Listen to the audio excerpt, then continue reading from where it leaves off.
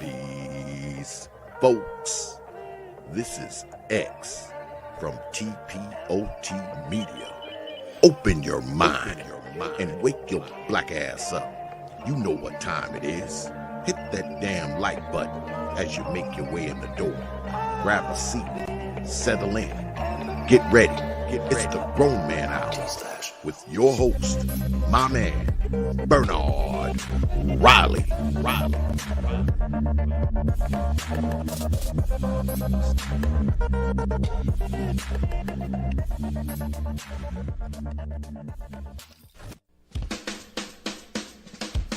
Hey, what's up, everybody? This is Mumia Obsidian Ali. You know who I am. I need no introduction, right? And you're listening to the Grown Man Hour with my man Bernard Riley, heard weekdays right here on YouTube. What do you think about that? How about that? Now let's get back on with the show. Thank you. All right, what's up, good people? We are in the building. As you can see, the background is obviously different. I am in the ATL right now for the Manosphere meetup. Haven't gotten things started with that yet. I got here last night. I wasn't going to do a stream today, but I got up and said, you know what, I'm going to do a little something I'll throw together, just a little struggle streaming. I'm just here with a laptop and a Yeti mic, struggle streaming a little bit, but I called on Chaotic Truth. He got all the heavy duty equipment right there. He got all the heavy duty equipment right there. And speaking of heavy duty equipment, when we actually get to the place, the venue, Theo said you in the park. Shout out to Theo. I met Theo in person last night when I made it in, right in the lobby. Went in there, chopped it up with Theo. You know, we had some drinks, grabbed a little bit to eat. Actually, a lot to eat. A nice fat juicy steak. You know, shout out to Theo. Can't say enough about the guy, but no, I got to meet Theo last night in person. Obsidian is actually here, if I understand it right. Like Obsidian is in the same hotel as me, so I'll probably be actually meeting Obsidian in person real soon. Haven't even done that yet. I brought a tape measure. I'm going to confirm his height. I'm going to confirm Obsidian's actual height. You know, a lot of you need to know that. A lot of you want to know actually how tall he is. The Little Fella Federation. I think Chaotic Truth. You part of the Little Fella Federation too, right? You like what? You 5'6", 5'7", something like that. 5'7", yeah. I'm a little dude. Yeah, you in the Little Fella Federation too. Shout out to Fantastic. I think he coined the phrase. Yeah. but no, shout out to everybody. Shout out to everybody in the building. Appreciate each and every one of you for coming on through. Make sure you hit the like button on this borderline impromptu struggle stream before I, formally get on with it and get my day started here.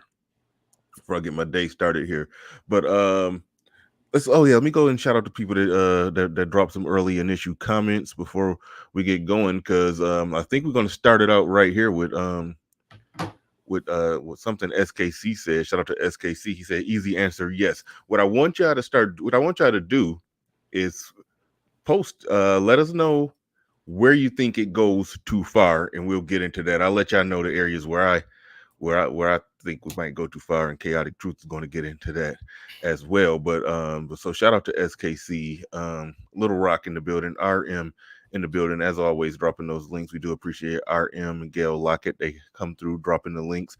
If you could find the link for Chaotic Truth and drop his link, we'd greatly appreciate that.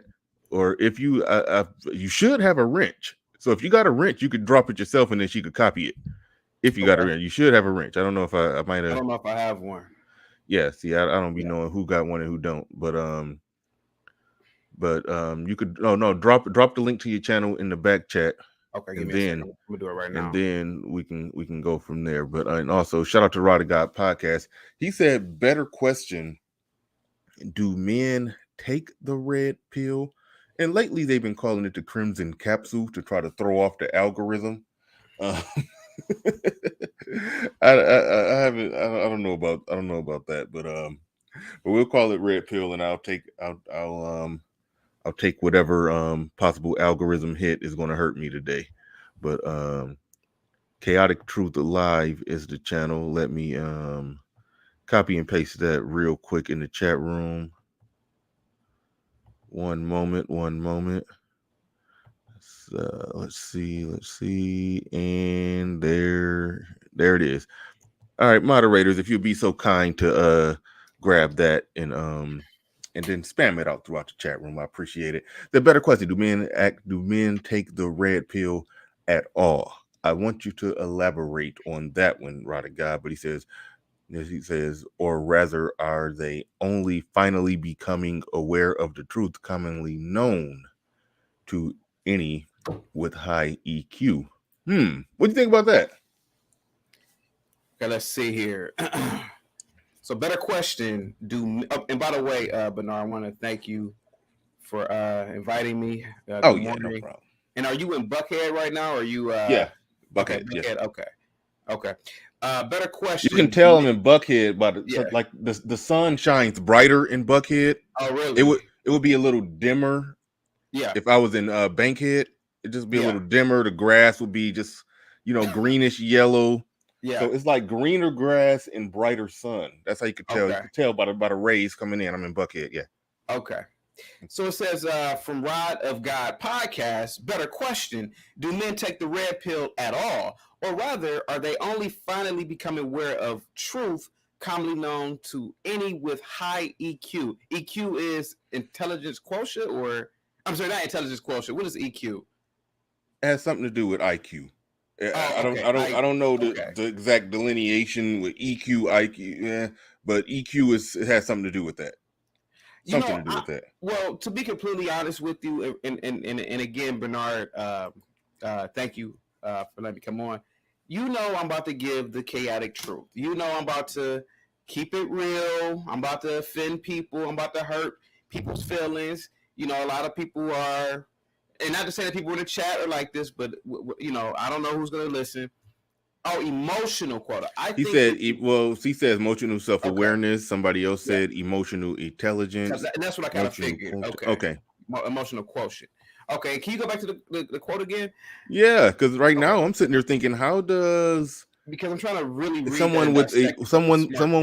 how does someone with emotional intelligence, how does that make them more or less red pill? Like, you can have good emotional intelligence, but still also compartmentalize aspects of reality and not see the true picture. I mean, we see that all the time, when people have dogmatic beliefs, we see that. But go ahead. I think that by nature, I think all men by nature are red pilled, if that makes any sense. I think by nature, all men, and let's be honest, the red pill is, and mind you, Bernard, these are just my opinions. There's no codified or there's no exact law to what the red pill is. But from my understanding, the red pill is understanding what the truth is.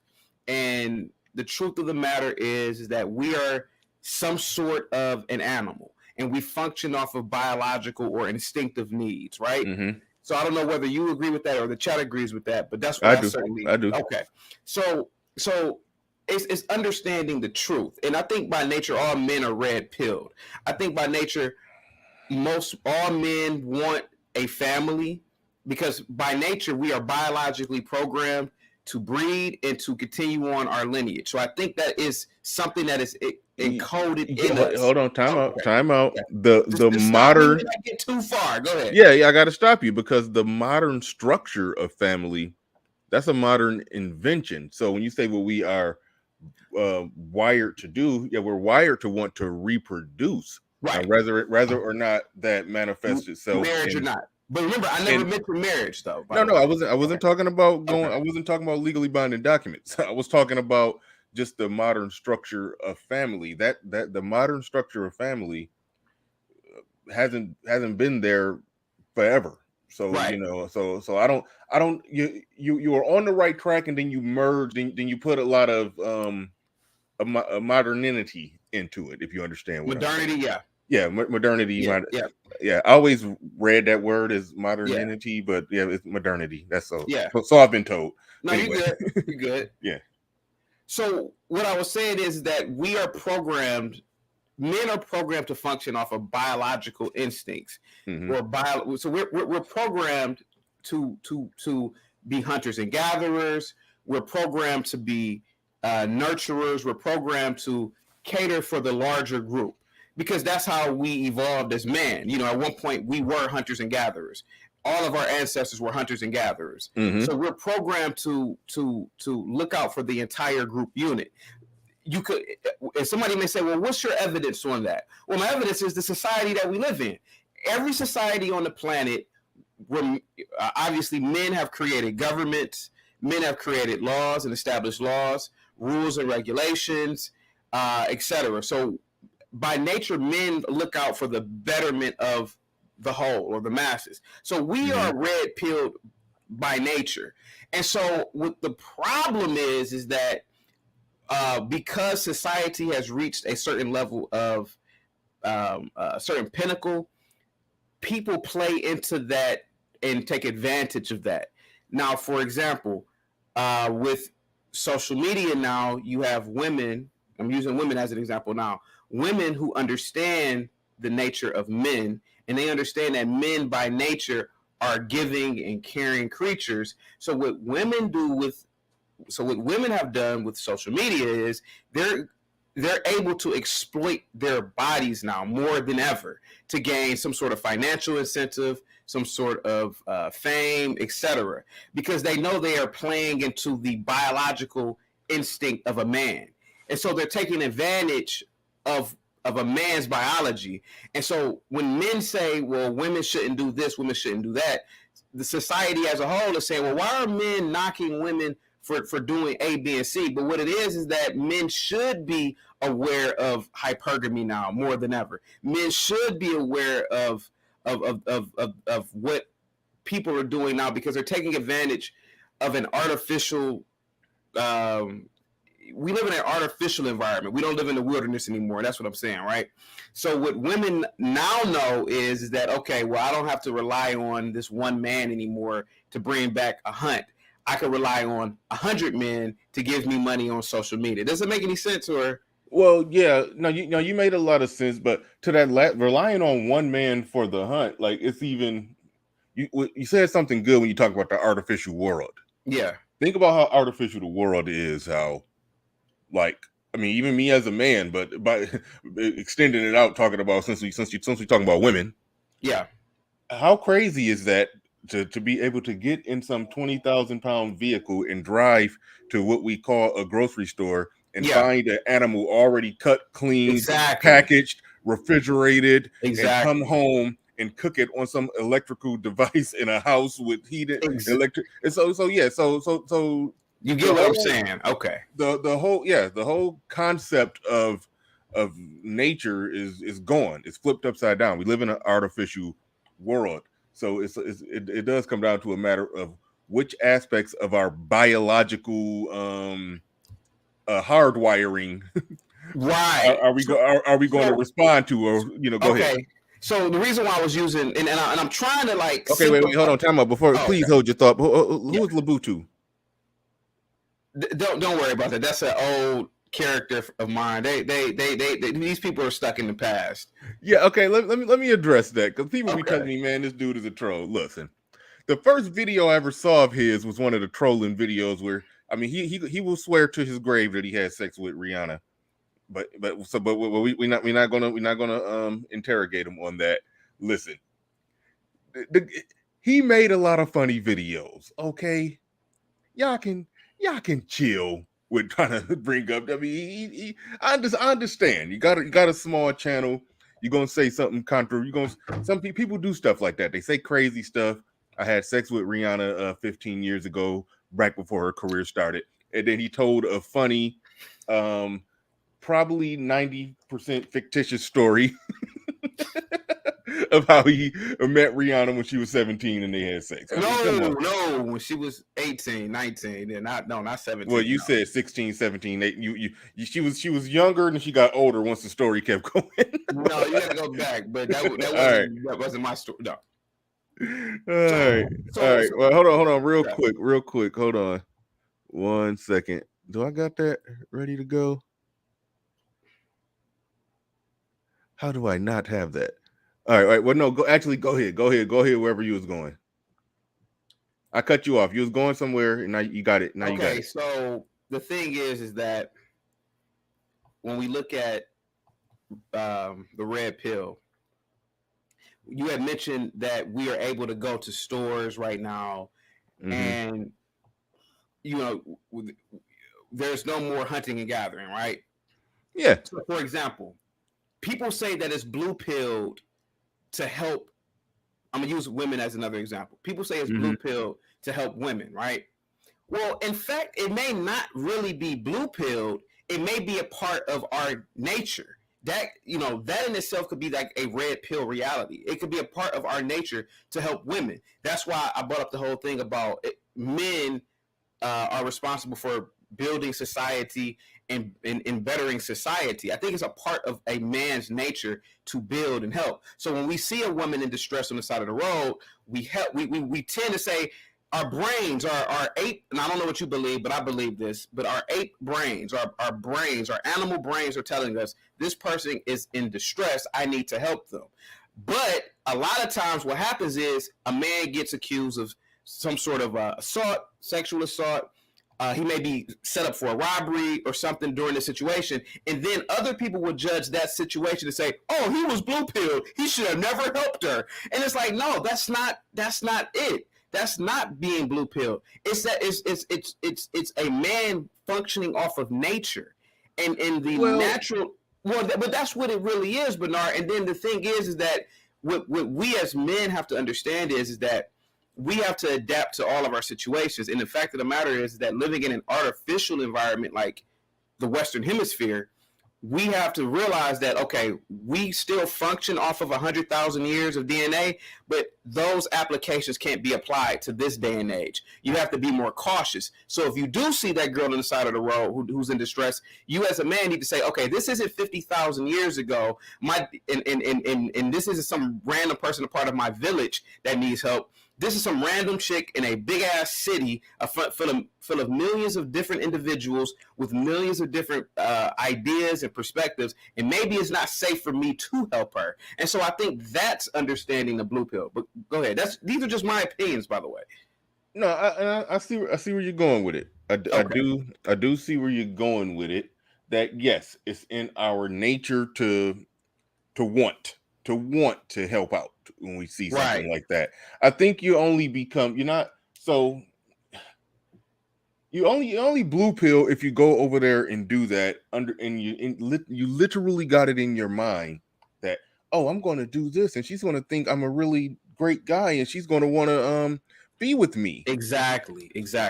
That's when you've become that's when you're blue pill. Red pill is understanding two things. Understanding why you have the nature to want to go over there and help. Exactly. And then understanding the modern reasons rooted into today's reality why sometimes you shouldn't go over there and help. So it's about understanding the picture of reality and responding to it accordingly based off the current reality. It can get too far, you know. That's go back to the title. The red pill goes too far. If we shorthand it, and I blame the comment section of this, if you do anything to help a bitch, then you're blue pill. It's like that. You might be blue pill. Yeah. You might be, but well, it depends. It depends on your expectation.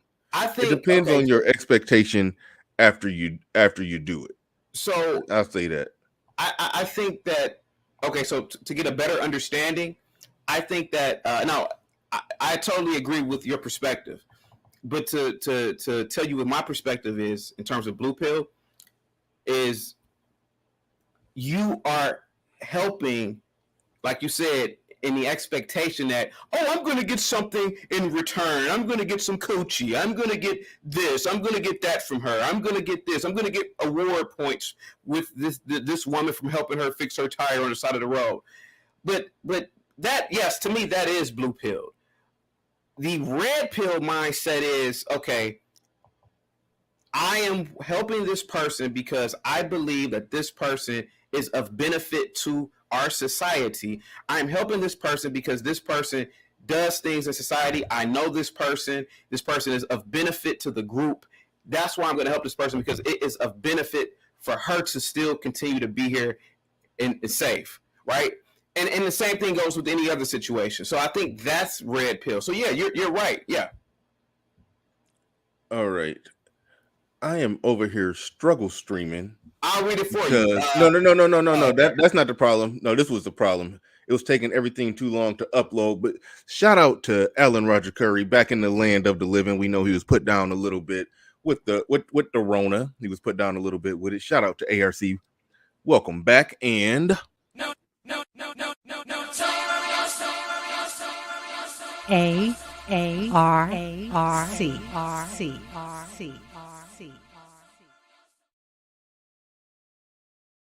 shout out to SKC for hooking that up for me. I like that. I gotta play it again. I finally got it to upload. No.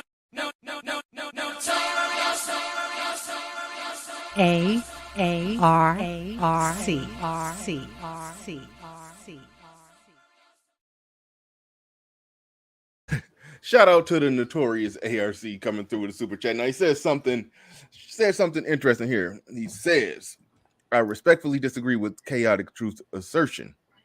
If anything, I would argue that the majority of women are the ones who are naturally red pill. Now, I don't believe, you can correct me if I'm wrong. I don't believe you said that women are naturally blue pill. I don't know if you said that. I never said anything about. Yeah. Okay, all right. Let's get through it, because I like where ARC is taking it, because women. Well, let me just finish reading it. I would argue that the majority of women are the ones who are naturally red pill. Most men, though, start out being blue pill because of social programming. Right. I agree with that. I agree with the last sentence he said. Yeah. Did you disagree? Did you disagree with any of it? I disagree with he. I think that he may have misunderstood me. I never mentioned that women were neither blue pilled nor red pilled. I never mentioned anything about women. I was just saying that the reason why men tend to help is not because we are blue pilled, but it's because that it's actually a red pilled reaction. We are programmed to think in terms of group think. That's just been a part of our nature in terms of our evolution, and it has been. I understand what you're saying, but then I think about it. This is a problem with you saying, well, we naturally think. I don't think you can call that red pill. The only reason you need to be red pill is because we live in an unnatural world. So you need to see the picture of the unnatural world. So I don't think what we're naturally doing what we naturally want to do makes us red pill or not red pill. I think that's irrelevant. What our hardwiring tell us to do. Right. It's what our social program. This goes back to ARC's comment. Our social programming in an unnatural environment dictates whether or not we're going to be blue pill or red pill. Okay. If you understand what I'm saying right there. Yeah. Can I address something? Can I address yes, please. For any of the few haters in your chat, what I would like for anybody to do is email me at chaotictruthpodcast@gmail.com with facts and evidence of each and every last allegation that you are saying. The difference between being an adult and the difference between being a child is that a child can sit there and say and make up allegations, make up stories, et cetera, et cetera. Because a child is a developing human being. We as adults, or if you are an adult, and if you wait, what are you talking about? It's just something for the people in the chat. And it's just somebody said something about what I did with some pizza or something. Prove that I did that with receipts.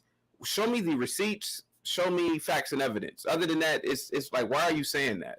Okay, I'm sorry. Go ahead, Bernard. Yeah.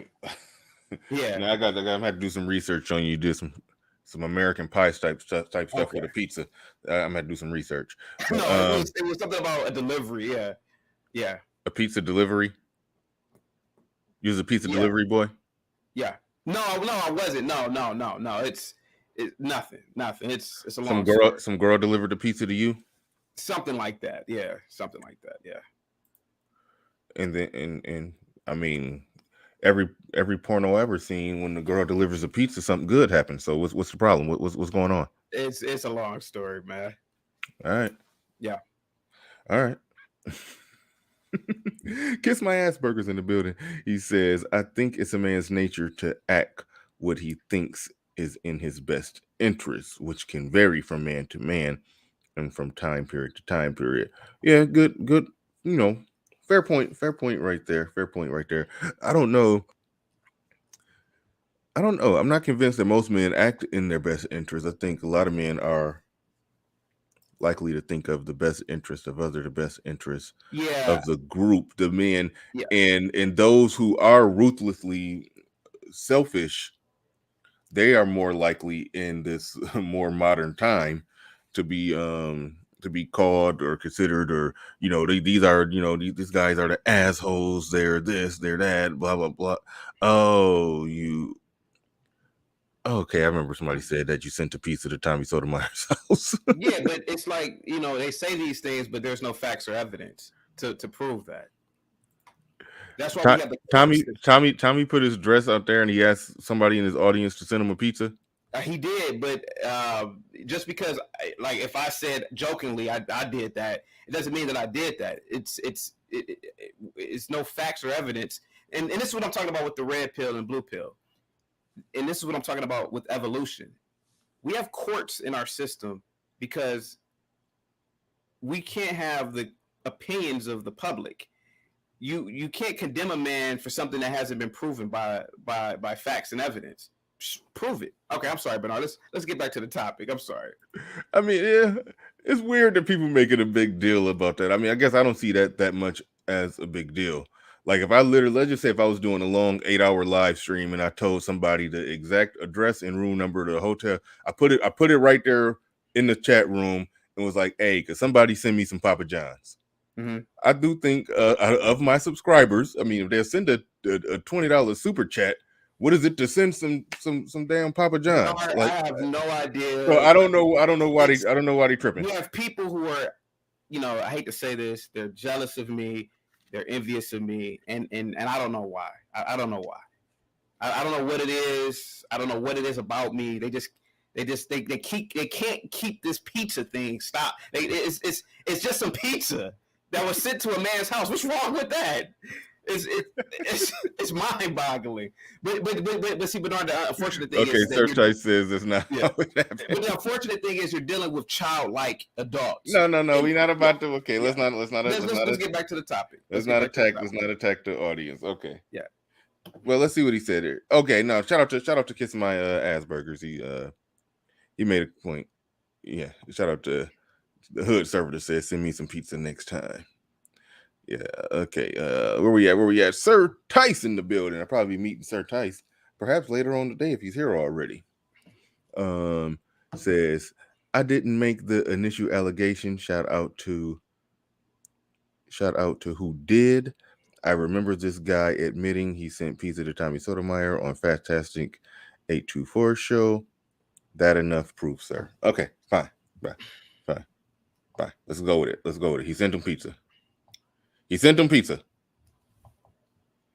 See, Theo, my man Theo down there, like he's asking, because Theo know my room number. He's asking me, do I want some pizza? Theo will send me some pizza right now. If I requested Theo. Theo is that dude to the point he will send me and Chaotic Truth some pizza if Chaotic Truth gave his address right now. So yeah. So cut it out. Yeah. Cut it out. All right. Now I do want some audience participation on this topic, where I do want y'all to throw out there what areas do y'all think that where the red pill goes too far, and me and Chaotic Truth will debate and analyze the accuracy of what you're saying. Like what areas do it go too far? That's one thing I do want y'all to throw out there. Now, something interesting that was said, and Ramil been a lightning rod lately. Something he threw out there completely unexpected that I never thought of it that way, where he says that the extent of which people talk about, women and all their shortcomings and their failings, y'all basically taking the red pill too far, to the point to where it's turning into pandering to men to make it seem like women are in a worse condition than what they really are. And that's a moment right there. So that was one that's interesting. What you think about that while we wait to see if somebody in the audience got a particular thing where they think the red pill gets taken too far? But go ahead on that. Do we go too far in talking about the condition and status of women, or taking it to the extreme of how they're doing, how they're going to end up, and blah blah blah blah blah? Go ahead. Yeah, well, Bernard, again, just a disclaimer. You already know I give just my raw thinking.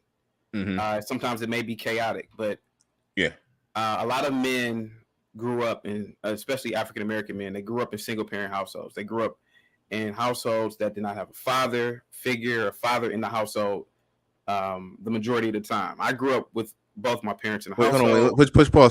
Hold you. Yeah. Like, okay, just so y'all can understand what I'm asking here. That don't get it. Women politics. Like, that's just too broad. Most of what red pill talk about is women, so you just can't say women. Like, what specifically about women do you think goes too far? That's what I'm asking, and we'll debate whether or not there's a there.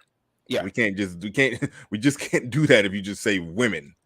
So give me something. Even though you could kind of say game, but I'd rather you say what specific aspect of game. But a game, when we can talk about that too.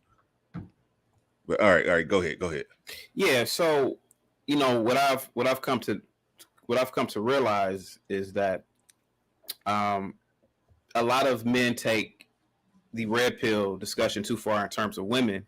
Is because a lot of men, and I hate to say this, they didn't grow up in a nuclear family, and they didn't see the interaction between a man and a woman every day. I saw that interaction growing up every single day. And unfortunately, because a lot of men don't have reference points on particularly a good domestic relationship, i.e. his parents, they have angst, or they have anger against women, they have anger against society, etc. They have anger even against men because they didn't have a father in the household. So a lot of men who have I've confided in, who complain about women, tend to be men from single parent backgrounds. And what it is that they don't really have an understanding of how to deal with women. They get burnt by certain types of women. For example, well, what do you mean? Hold on, let's be specific. What do you mean by complain about women? I'm about to go into that. So they complain about women, right? So for example, the men who complain about women to me are men who came from a single parent background. Wait, hold on. Wait, no. That's you keep skipping the part I want some clarity on. Okay. Because some people would say that, well, all y'all do in this space is complaining about women, even though I make a distinction between Right. having So, a sensible discussion about right. women and pointing out, objectively pointing out the areas that where, Mhm. Society sweeps under the rug, the stuff that they do and they say and throw it all off on men. I think men having a conversation with some clarity about what's really going on and speaking up for men, that gets bundled up in complaining about women. But it sounds like you're talking more so somebody in his personal life who Yeah. can't manage a situation with the woman, or can't or he doesn't even understand Yeah. when this particular woman, you shouldn't have been messing with her to begin with. Right. So You should I'm have trying been to get to dropped that. her. Yeah. So yeah, I'm go trying ahead, to go ahead and I'm get just to trying that. to get to that. Okay. Yeah. So the men who complain about women a lot are men who have pretty much no reference points on what a woman really is. So for example, I was giving you the example of men who on my old platform used to email me and ask me questions about, hey, how do I deal with this situation with the female that I'm with now? And I say things like, well, the girl that you're with now, did she come from a nuclear family? Did she have both of her parents in the household? And a lot of times they would say no. And I say, well, did you come from a nuclear family? They would say no. I said, that's the problem in itself right there. You're going to always have problems with, not always, I don't want to generalize, but you're going to have problems with these types of individuals because they already come from broken backgrounds, period. Unless this girl has a lot of therapy or something, she's broken. She didn't come from a nuclear family. She didn't have both parents in the household. So that's the first thing that you have to realize. And especially about the red pill. Men are complaining about women because they don't have a true understanding of women. I don't complain about women generally, especially, I'm married right now, but even with the women I've dated, because I knew how to vet women. I knew how to vet women just based off of the fact that I grew up in a household with my mom and dad together. So I saw how domestic she was, even though my mom is a very high paid professional, but I saw how domestic she was. My friends come from nuclear families, and I saw their mothers. So I have reference points on what type of women to associate with, what type of women to be around, etc. I typically say this when men say, when they harp on women all the time in the red pill. Why don't you properly vet? Generally, a woman who comes from a nuclear family tends to be more domestic. She doesn't have a That's the lot of thing. emotional. Go ahead. My problem with that, I think men in this red pill space, yeah, they talk about the things that happened that basically red pilled them to the point to where when they hear, now hashtag not all, but I think most of the men in this space who are talking about this stuff, Yeah. I think their name is pretty strong at this point now. So I don't that's why I understand the foundation of where you're going, but Yeah. if the end goal is men doing content talking about the way that women are, therefore that means that you individual content creator that's talking are picking the wrong woman and having extreme personal problems. No, I just think he's talking about the way that women are and the way that women operate nowadays. I'll talk about the way that women operate, how a lot of the modern women get down, but me knowing and understanding that is what helped me to cycle through them to the point to where I got the woman that I'm with that's completely 100% on board. Yeah, that's or fully domesticated, as you call it. So I don't want to kick the legs out from under the chair of men. The only place where men are accurately describing the things that women do, and then just chalk it up to y'all just complaining about women because y'all don't know how to handle, manage, or pick one right. That's where that's what a lot of the critics of this space try to do. They try to sum it all up to a man's personal problems and not a collective information sharing between men. And so that's where I don't necessarily. Let me ask you this. Well, let me ask you this, right? Go ahead. A woman tells you she has schizophrenia, right? It could be Right. any woman. It could be a coworker, could be an associate, could be a girlfriend. Okay, I'm just using a hypothetical situation, right? Over the course of time, she starts giving you problems. She starts stressing you out. Then you start complaining to your friends, your male friends, about her. is it logical for you to assume that your male friends are going to say, well, the problem is actually you in picking a female who has schizophrenia? It's not really her at all. It's the fact that why did you pick a female with schizophrenia in the first place? Yeah, I think that definitely in the red pill space, that's what men are going to say. That's what all men should say. Right. If you pick somebody with schizophrenia, Yeah. it's your fault. If you pick somebody who like the PJ Washington situation, he tried to wife up a chick who was basically a card carrying whatever the hell. We know what she was, and he knew what he got into. So yeah. So is it safe to assume that men like myself, when I say, well, you have to start looking at the man and saying, hey man, why did you pick her, or why did you interact with her in the first place if you already knew these things about her? Or that guy is an idiot, and the red pill calls out that guy is an idiot. Right? Or do you say no? Or do you or from your perspective, from your perspective, the red pill men are basically saying, well, why won't she just act right? Or are the red pill are the ones that saying, no, this is what she is. This is how some people say all, yeah. But most of us, I think, say this is how some women operate. This is the reasons why they operate like that. That's why you got to stand clear of that. Lay down the law. It don't matter if all you live in, if you just got a 1-bedroom shack, that's your 1-bedroom shack. If some chick come up in your 1-bedroom shack, she got to play by your rules, and that's it. And that's it. She got to give you compliance, and that's it. And the first sign of lack of compliance, you need to cut her off. Like that's what men in the red pill space have been saying. Now, obviously, if she's just a card carrying mental patient, you shouldn't even let her in the house. But Bernard, and this is what I'm saying about the red pill. The red pill, to me, it's a bubble, right? It's gonna bust one day. It's either A or B, right? People in the red pill, especially content creators, need to just say, you shouldn't date a woman who comes from a single parent background because of A, B, and C. Children of single parents tend to be this. Children of single parents tend to be that. They tend to have more. But what I'm saying is that it's like, why continue to talk about women and just say it flat out? Stop doing something. Like, for example, I get into conversations with a lot of individuals that I know who are single parents, and I tell, and these are women, and I tell them, I don't coddle them. I tell them the red pill truth. Stop fucking and having children outside of wedlock. Yeah, they get mad at me. They get upset with me. But that's the honest. That is the truth. That is the chaotic truth.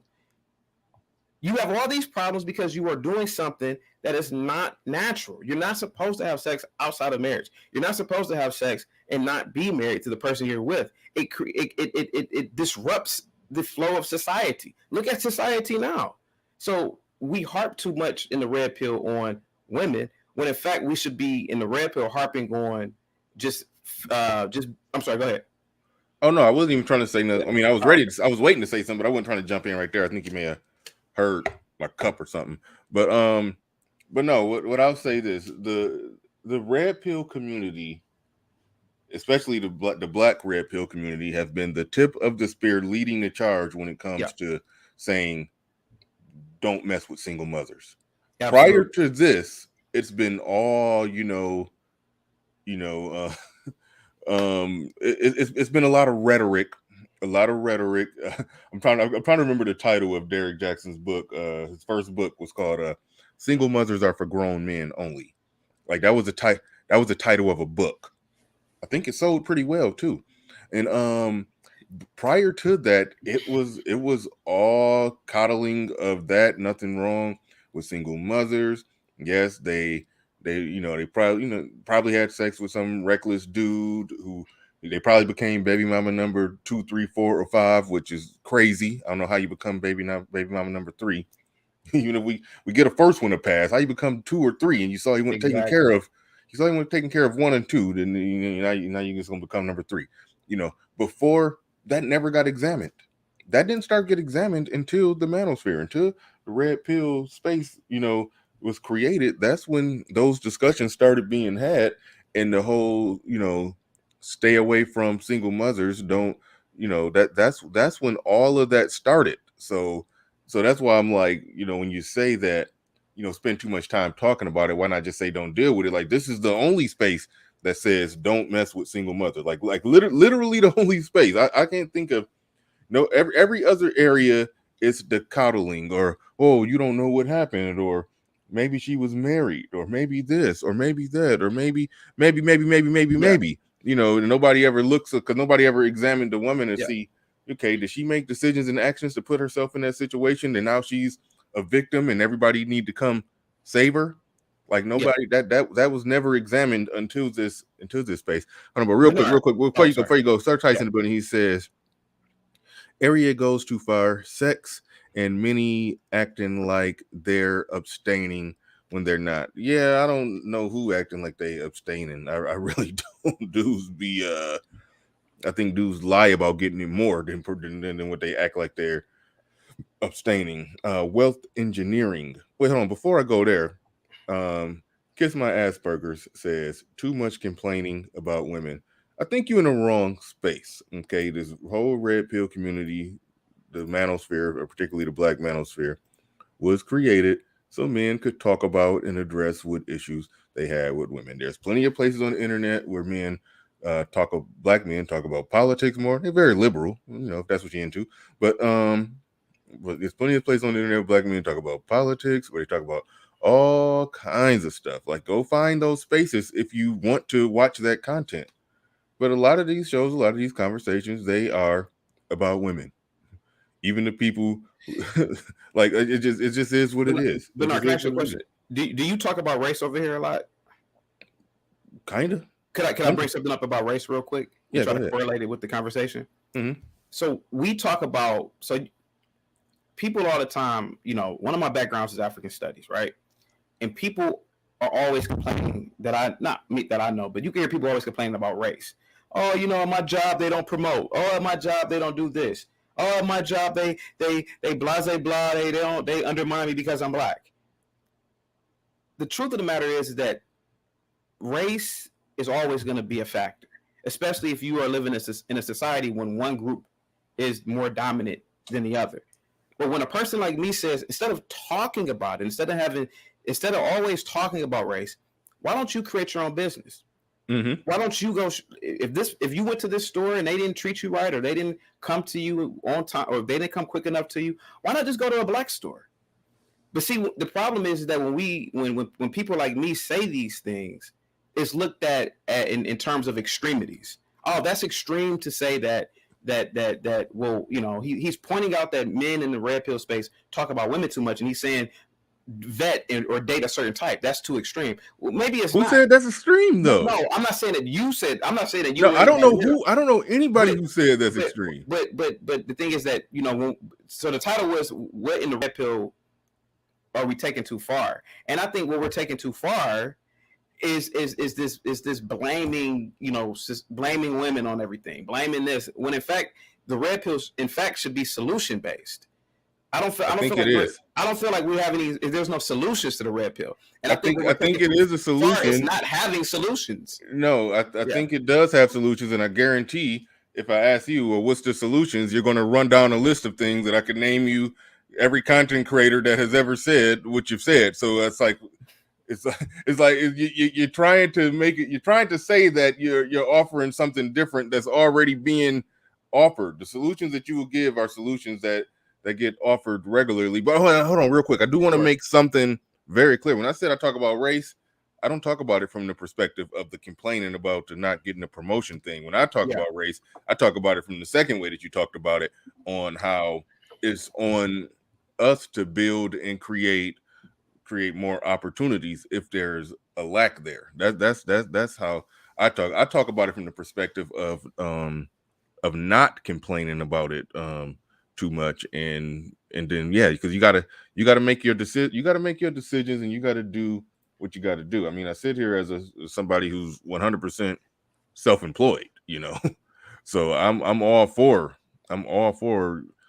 black men, getting it together, doing what they got to do. Anybody who say that's too extreme, when you say, well, go create your own business, and okay, the individual who's complaining, they may not be in position at the moment to create their own business, but they bare minimum are in position to, okay, do you go out your way to support Black businesses? And are you taking the steps in your life right now to put yourself in a position where you can start your own business? Like that's the correct response if you're complaining about racism. But from doing it from a completely defeated standpoint, no, I don't do that. And I don't believe in talking about women from a completely defeated standpoint. I have to stop guys when they start doing that. Like we don't do the whole defeated thing, you know. Even with the laws and everything, you're still a man who can operate in this world in a way to make sure that you get a win. Now, will you fix all the problems of society? No. Will you be that guy who changed the laws? Probably not. I mean, you could support politicians who have, you know, views similar to yours. Maybe send some money if you got some money, or you know, or then you may get to the point to where you may be a part of some organization that does some lobbying. You know, those are things you can do. But at the end of the day, at just bare minimum, just bare bones, stripped down, you just one dude who has a little bit of has an income and you got your own 2 feet that you're standing on. Yes, you can dictate and control what comes in your life and what doesn't come in your life. So when it comes to this space, talking about all these things, yeah, it's extremely necessary to talk about it, because most men don't even know what they're up against. They don't even know what problems are coming at them. They're still blue pill walking in with their eyes closed and their mouth open. So that's where a lot of men are at. But to focus on prevention or solution, I think we do that in this space a lot more than what people give credit for. But I see we got some more super chats coming in here. Wealth engineering. Did I read this one already? He said, "Red pill goes too far when we men stay too long on the red pill rage." I can happily say that I had a moment of red pill rage, but I never brought it on YouTube. You know, I was fully over that by the time I started my channel. Fully over that by the time I started my channel. So yeah, so some dudes who stay on it for too long. Give me 30 seconds, okay? Yeah, no problem. Some dudes who stay on that for too long, and yeah, that is a problem. And paint every woman with one brush. Now, I think that's more of the accusation than the reality. I think we get accused of painting every woman with one brush more so than the reality of painting women with one brush. When somebody says, Georgia stands in it and says, "Oh," they normally get pushback in this space when it can easily be confused as misogyny. Thank you for your super chat. I do appreciate that. Naked Truth by Annette's Worldviews says, "On your logic, chaotic truths, awe." There she started with awe. I don't even know what she's about to say, but she's already wrong. On your logic, KT, all men and women from single parent families will have bad outcomes in relationships. You just canceled half of humanity in the US. You can go ahead, and you're on mute, so go ahead and unmute. Can I address that? Yes, unmute, and then you can respond to that. She's not wrong. She's not wrong at all. By that logic, you do cancel out half of the people of the United States, probably more. But the fact of the matter is that to correct a situation, you need to have drastic change. Yes, people are going to be discarded. Of course, people are going to be discarded. But do short men feel like, "Oh, I can't get with a tall woman because I can't get tall women"?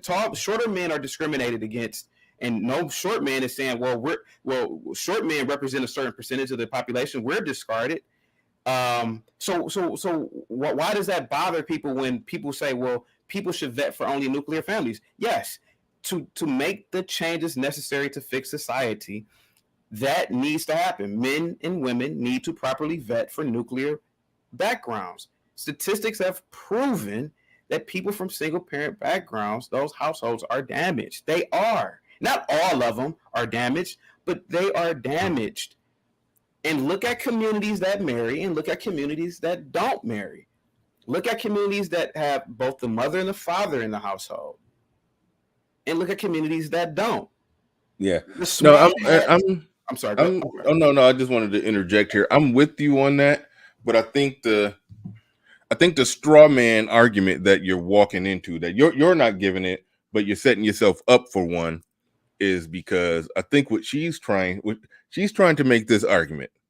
This argument is true, but irrelevant. But I think this is an argument she's trying to make. She can correct me if I'm wrong. I think what she's trying to say is there are people who grew up in single parent households who turn out just fine. Absolutely. So you can't say all are bad. So I think that's why I say that's a true statement, but I think it's irrelevant to your larger point. But listen, Jeff Bezos is my height. He's the richest man on the planet. But generally, most women prefer a taller man. So the same, and why? Because taller men generally are more successive statistically. Taller men generally are CEOs of companies statistically, and taller men generally provide a level of security for women that women themselves say. Yeah, you have short men like Vladimir Putin, who's the president of Russia, powerful men like that, but the majority of powerful men are tall. So the fact of the matter is that do we complain? I don't complain. I just modify my behavior. I just modify who I am as a person. So the same thing with people from single parent backgrounds. The fact of the matter is that in the red pill, I strongly suggest to men and women that to not be in situations of child support and baby mama issues, you marry. Not all marriages are good. I'll admit that. But every marriage with both the mother and the father is better than any broken home.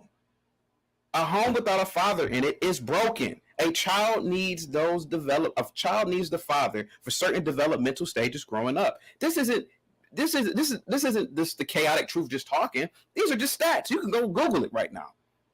So the fact of the matter is that, yes, in the red pill, the things that need to be talked about the most are not women, but it should be, maybe you guys should marry.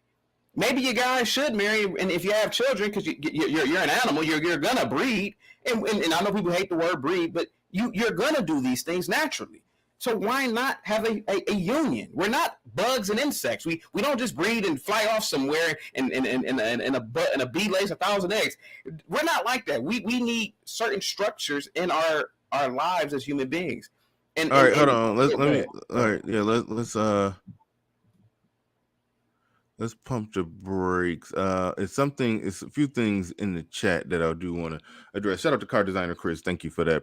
He says what's your response? The numbers don't support your solution. It's not able to be replicated by the masses. And also, I must have missed something. I think I'm missing something.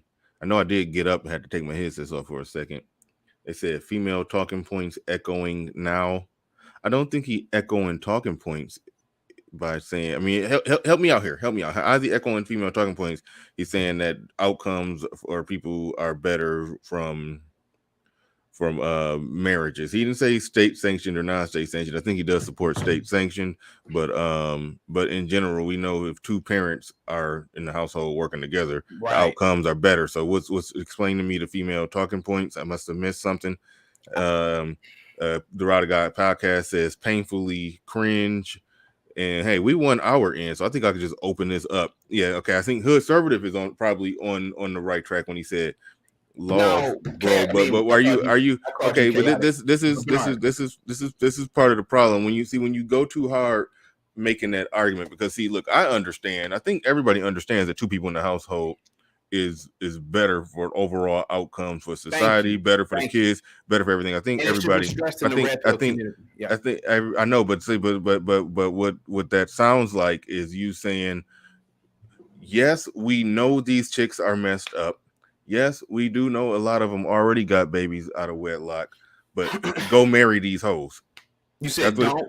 No, go and marry these hoes. No, Bernard, no. That's what it sounds like. No. So just go ahead. I think saying to not marry women who come from single parent households or women who already have children. No, that's what I'm saying. All right. Don't do Okay, it. and that's why math. What I'm Hold on, saying. real That's quick. ahead. That's why mathematically, I think Pablo is saying what you're saying won't work out in mass on the Black community if you say don't be with a chick that come from a single parent household. Exactly. Because with something like 70 to 80% come from single parent households, so it's almost like you can't exactly make that.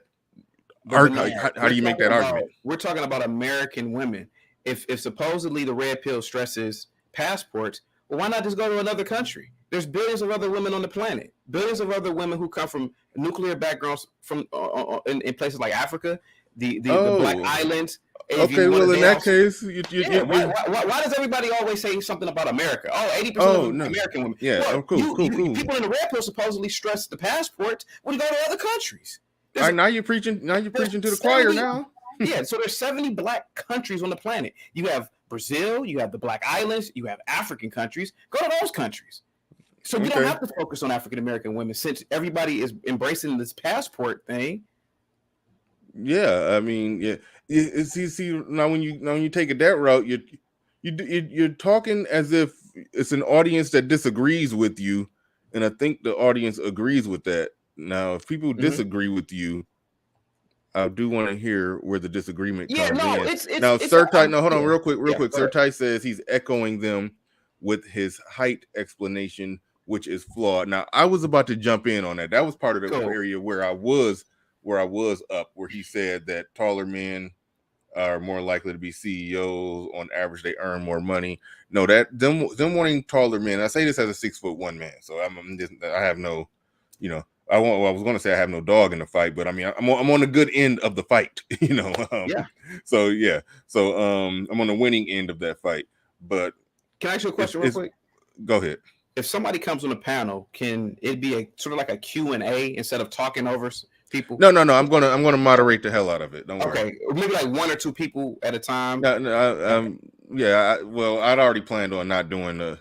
I'm going to stop doing those 7-man panels. Thank you. Okay. I've already made a decision. I gotta quit doing. But only time I end up doing a 7-man panel if it happened to be the case that Game Changer, Fantastic, Edward Anderson, Obsidian, if so many people that I can't say no to. I mean, I won't say I can't say no. So many people that I respect them enough as content creators. Shout out to Pablo. Yeah. If I got Pablo, Ed, Game Changer, Fantastic, Obsidian, I got all of that on it. Then okay, I guess we got to do a 7-man panel. Is Game Changer here, by the way?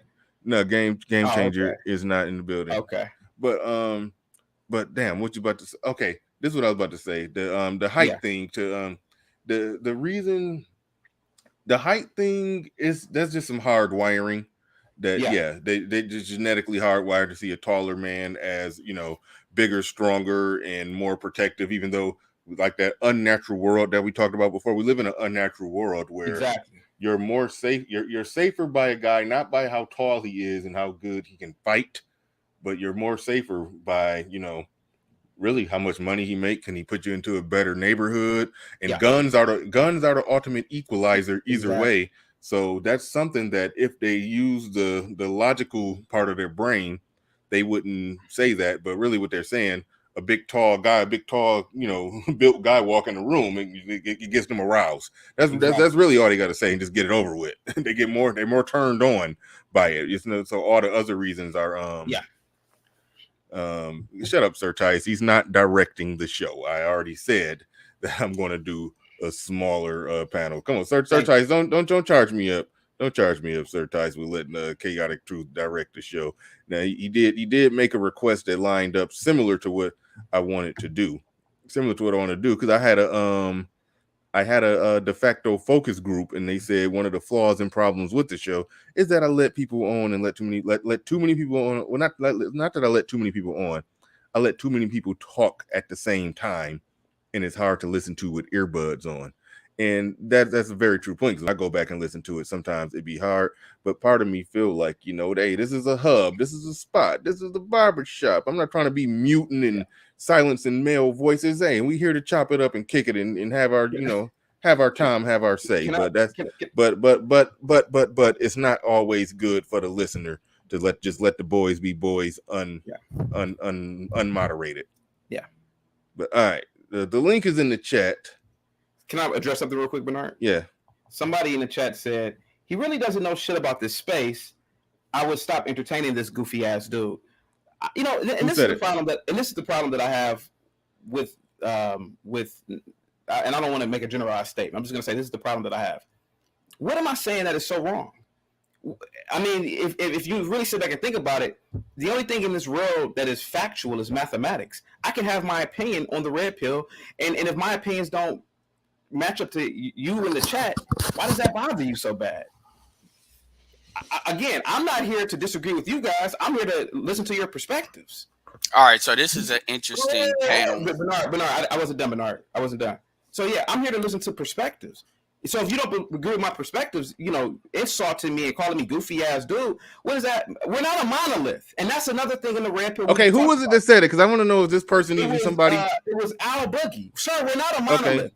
I'm tired of this monolithic thing about black people. We got to think the same way. We don't have to think the same way. I don't have to agree with you. I don't have to go along with you. All right, bro. We know everybody don't got to. Yeah, you got people on the panel you can respond to as well. Yeah, the chat, You know I'm chaotic, Bernard. That's one thing about the red pill. The chat is generally allowed to wild out a little bit more than the panels. They're given that freedom of expression. That's within reason. It's hard to do these shows and read the chat, bro. You'll lose your mind. I know. All right. This is why we tell people to come up, and then a lot of times they don't. All right. Well, let's get into it. Go ahead, Ed. All right. So we got a real diverse panel. Mm-hmm. Shout out to Air. I see a real diverse panel on here. So that's good. And this goes to show you the red pill is very diverse. Mm-hmm. Like there are certain unilateral thoughts. Like I think one thing we all can agree with is number one, a properly functioning community rotates around its men. Meaning if your men suck, the community sucks. As far as like what the resources and stuff like that can be, if your men are performing, then a rising tide can raise all ships as far as females. Our community is backwards, and that's where a lot of the problems come from. Now, what we define as backwards is usually where people want to start, BSing. But most people agree with that regardless where they're coming from. The other thing that the red pill agrees with, and I think most people agree with what we stand on it, is, strong men are raised by other men, particularly their fathers. And because we don't completely control sexual selection. We don't. People can play games about talking about who you can pick and stuff like that, but ultimately we don't control who's born. And when they are born, those kids are not really under our control legally. That's the tender years doctrine. And that's something that's different in the United States versus other places. We'll say that's something that's different in the West versus other places where they don't have these problems. But the main reason why I wanted, because there's a lot of people on here, so I'll be quick about it. The main reason I wanted to come up is because the thing about it is, what I want people to really learn what it is that folks are saying before they kind of give their opinions on it. Because what I find it's kind of like what you're saying. It is chaotic. It's all over the place. The thing is, like, let's take the passport thing. The passport thing is one aspect. That is a solution that is given, but everybody doesn't buy into that. Like, you got people like Hood Conservative in here, and he's, America is where it's at. And I understand that. I'm not for necessarily expatriation myself, even though I support the passport thing. And so everybody's not on that is what I'm saying. So when you say the red pill, it's like you taking stuff, you're just throwing it at the wall and saying all these rebel rousers, is one of my business mentors used to say, it's called the red pill. And then y'all are going too far. But I would ask you is, when you say we're going too far, are you saying that from a perspective of how the women respond to what we say? Or are you really saying that from things that we say that logically is going too far? And I'm not saying that it can't be, because you've had people on this panel right now that said that we go too far on some things. Mm-hmm. But I would ask you to really, really look into that, because I just see you throwing a lot of stuff in here. And then the last thing on this thing about the single mother thing, the reality is, even back when the black community was 85% married, there was Papa was a Rolling Stone was still a thing. There was folks that got married, remarried, remarried. Kids were still out here. So that's not the same thing. This idea of and we all know that folks are not gonna pick just are you married. That's some ultra right wing stuff that it sounds good, but in application, it just does not work where we are now.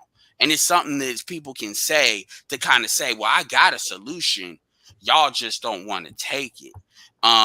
Also, I believe that a man is judged by his actions and his track record, not by the fact that he was born in a household or not. And as far as marrying people, that assumes a lot of people want to get married. That assumes that. And the last thing I would ask you is, would you walk into a clubhouse room full of single mothers and say that? Yes. Have you? I've walked in real life in situations with okay. Because I would just like to see that, because it's one thing to say it, it's another thing to get in front of these females, even on fuck real life, even in virtually, and say that shit. Because I find that most dudes, they kind of walk that back and start massaging that, when they start saying that. But go ahead, I'll leave it to everybody else. Well, can I ask you? Well, Bernard, he asked me 3 questions. I want to answer his question. And right? Some of those were rhetorical. I mean, you can answer the questions, but I don't want to make it a back and forth. Answer the questions because you're the guest. But okay. I'll wait before I respond. And I want to be real quick because there's other people on the panel. Well, you asked me questions about the past.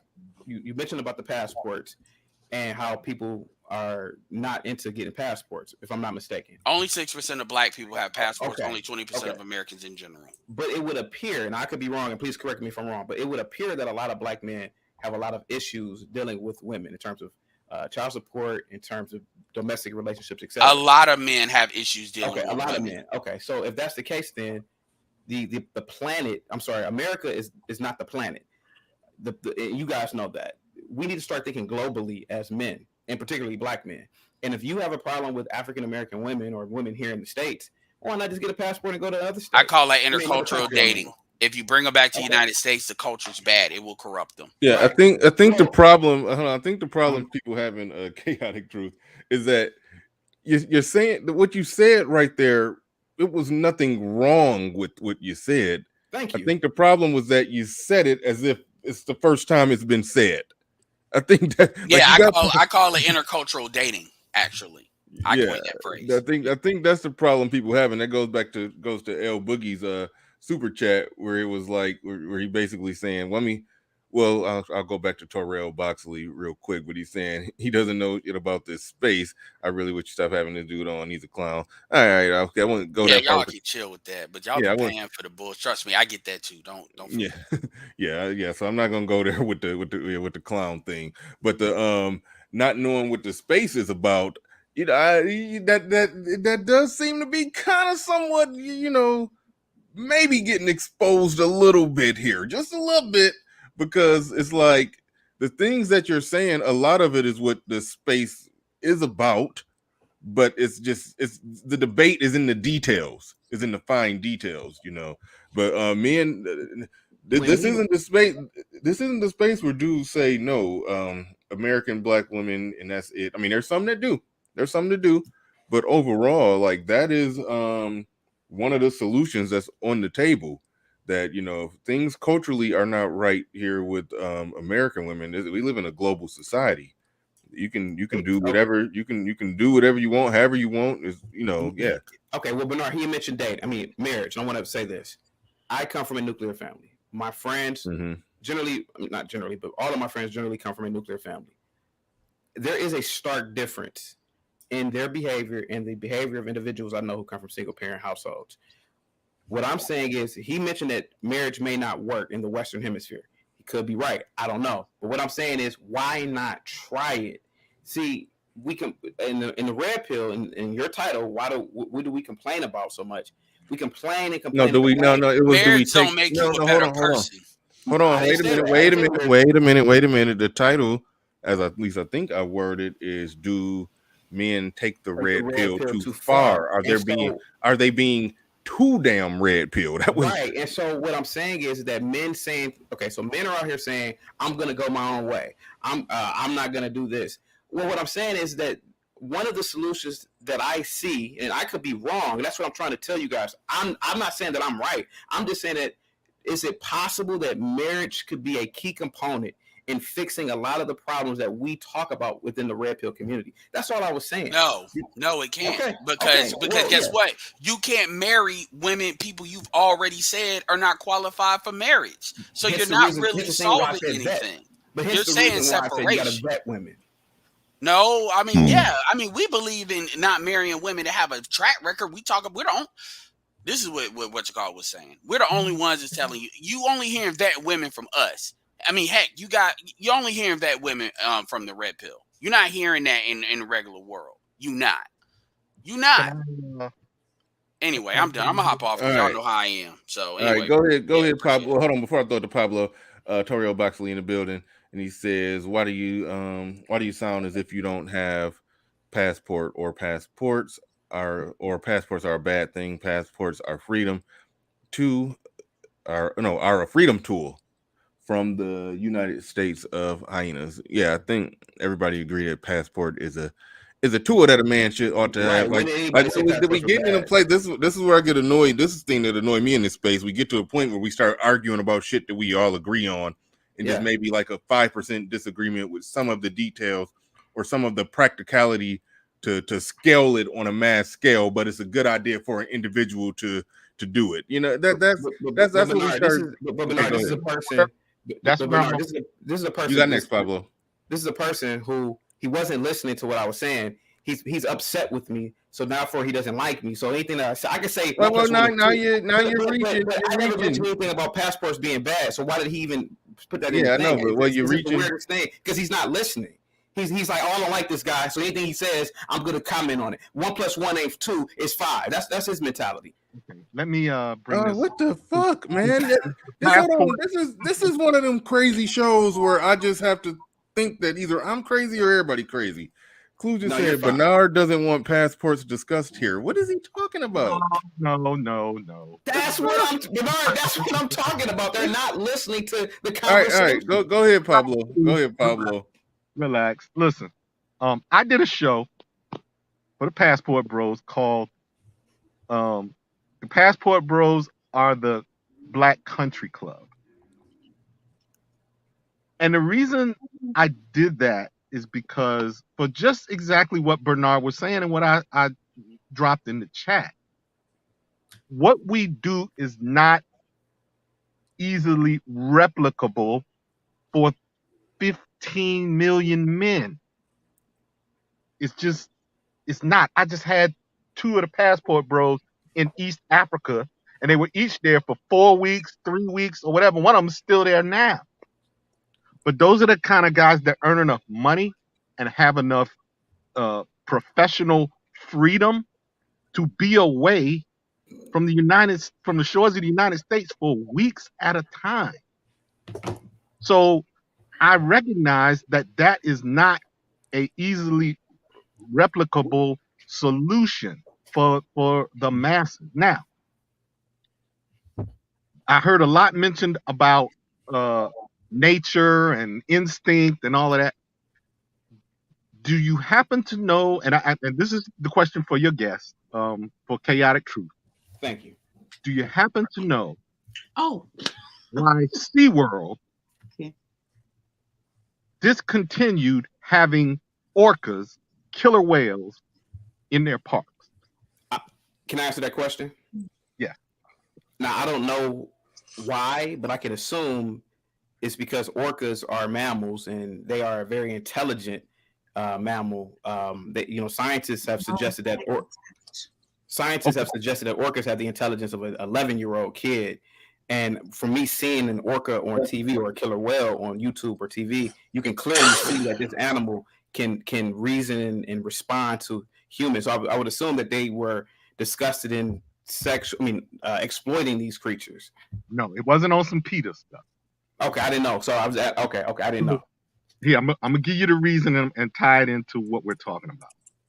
So the reason was that the orcas, when held in captivity, became in the environment of a large tank. Even be it a tank, it's not the ocean. Mm-hmm. So the environment began to exert a psychosis on the animal, and they would attack trainers. Yep. It's go to Netflix and watch Blackfish. Yeah, that's what happened. It's a documentary about this.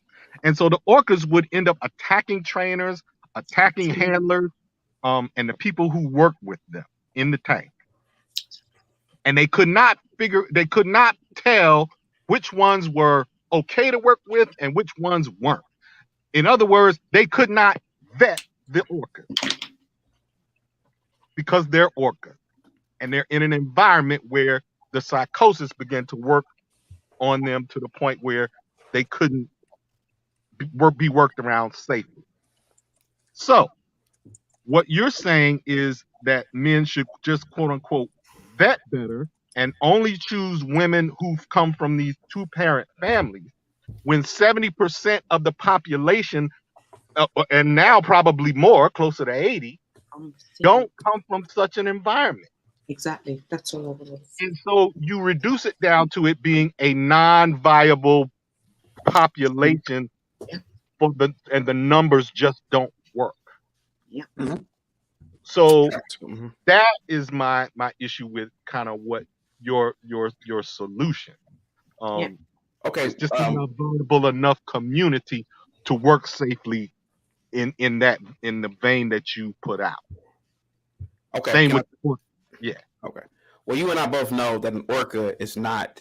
Yes, an orca is a very intelligent creature, but obviously it's not on the same scale as a human being. We've created skyscrapers, vaccines. We've catapulted ships into lower Earth's atmosphere. We're not on the level of an orca. Orca is not on the level of us. It's an inferior creature compared to a human being. Even though but what I'm saying is that, look again. I'm not saying that you're wrong, and I'm not neither saying that I'm right either. But what I'm saying is that look at communities that marry and look at communities that don't marry. Look at the small hats and look at certain other communities. And what I'm saying is that maybe, just maybe, a drastic change needs to happen. Maybe looking outside of America. A lot of men in the red pill community have talked about this and are doing this. And people are saying, well, you don't want to bring those women back over here because they will become too westernized. Maybe, maybe not. But what I'm saying is, what is the other alternatives? Why not use the woman from a nuclear family as a benchmark? I'm not saying every woman that comes from a nuclear family you should date automatically or marry, but why not just use that as a benchmark, a starting point, instead of saying, I just met this woman right here, she comes from a single parent household, I'm gonna date her. No, the benchmark should be, okay, she comes from a nuclear family, now let me start to vet. What about that?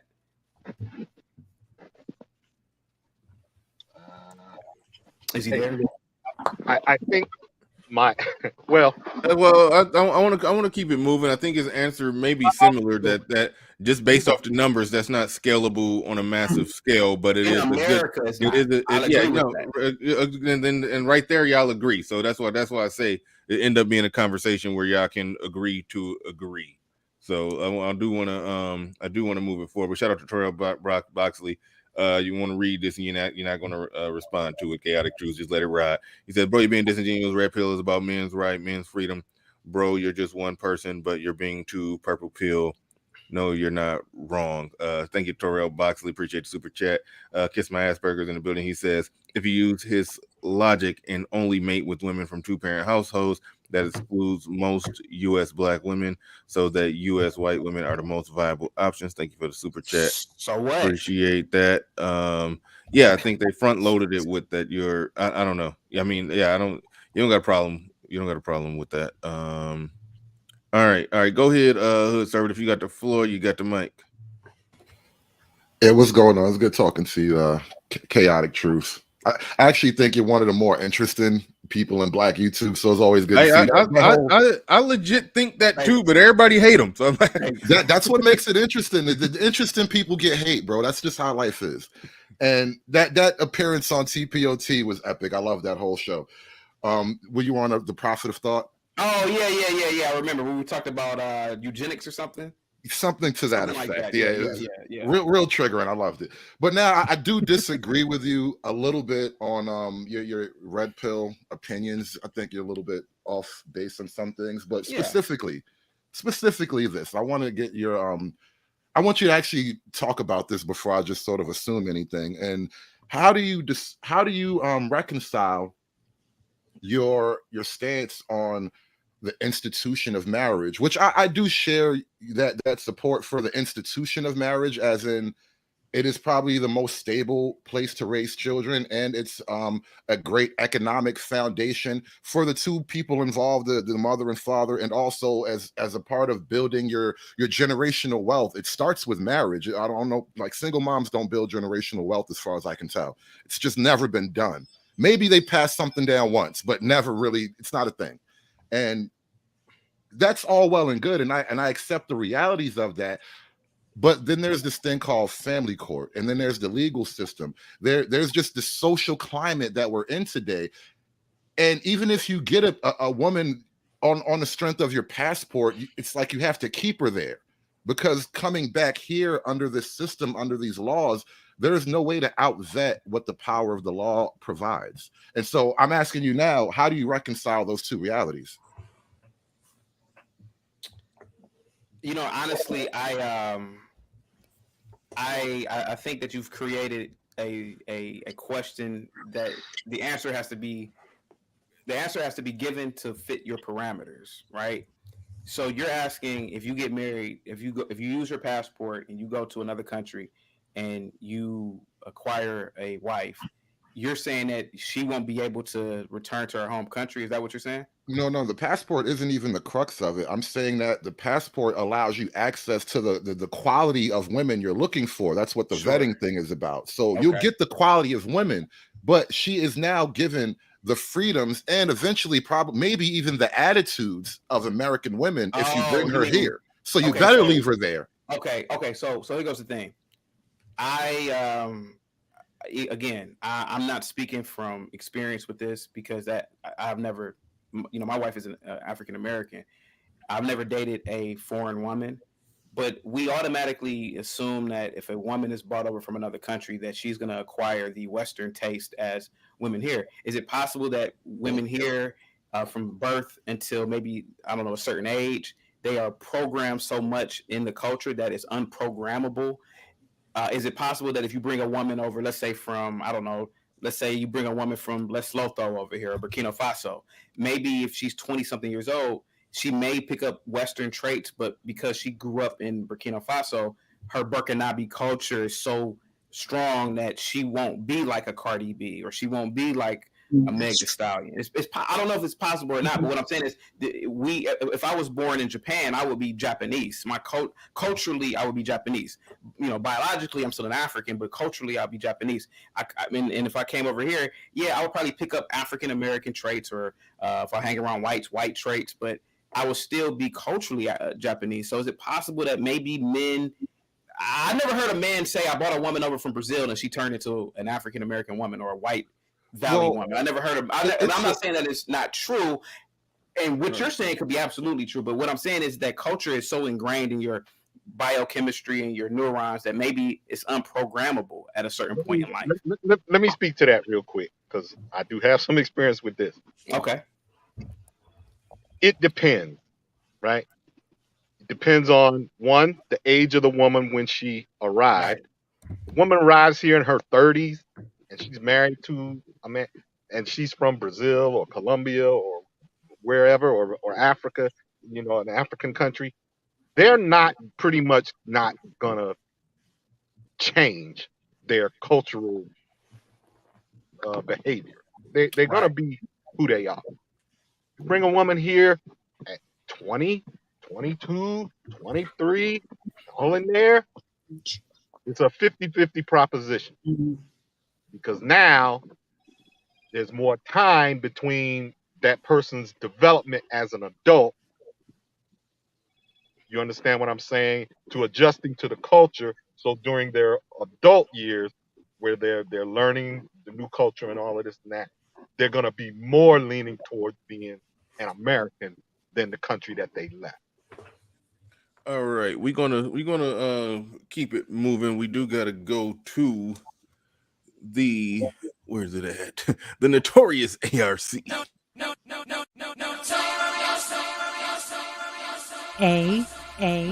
ARC.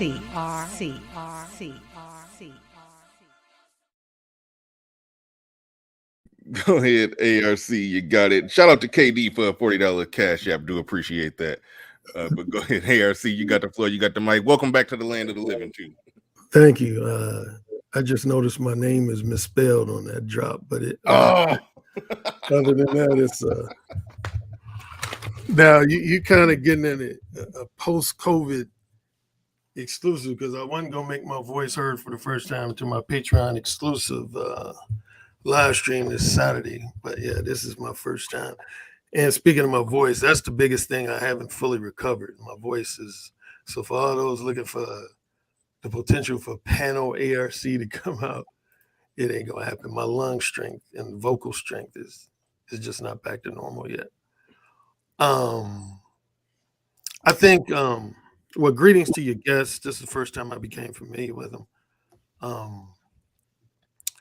My one disagreement earlier, even though he seemed to clarify something, it sounded to me like he was suggesting that compared the two genders compared to each other, that men develop red pill awareness at an earlier age than the average woman. From my experience and observation. Now, I don't know if that's what he was suggesting. If it was, I would say I disagree with that.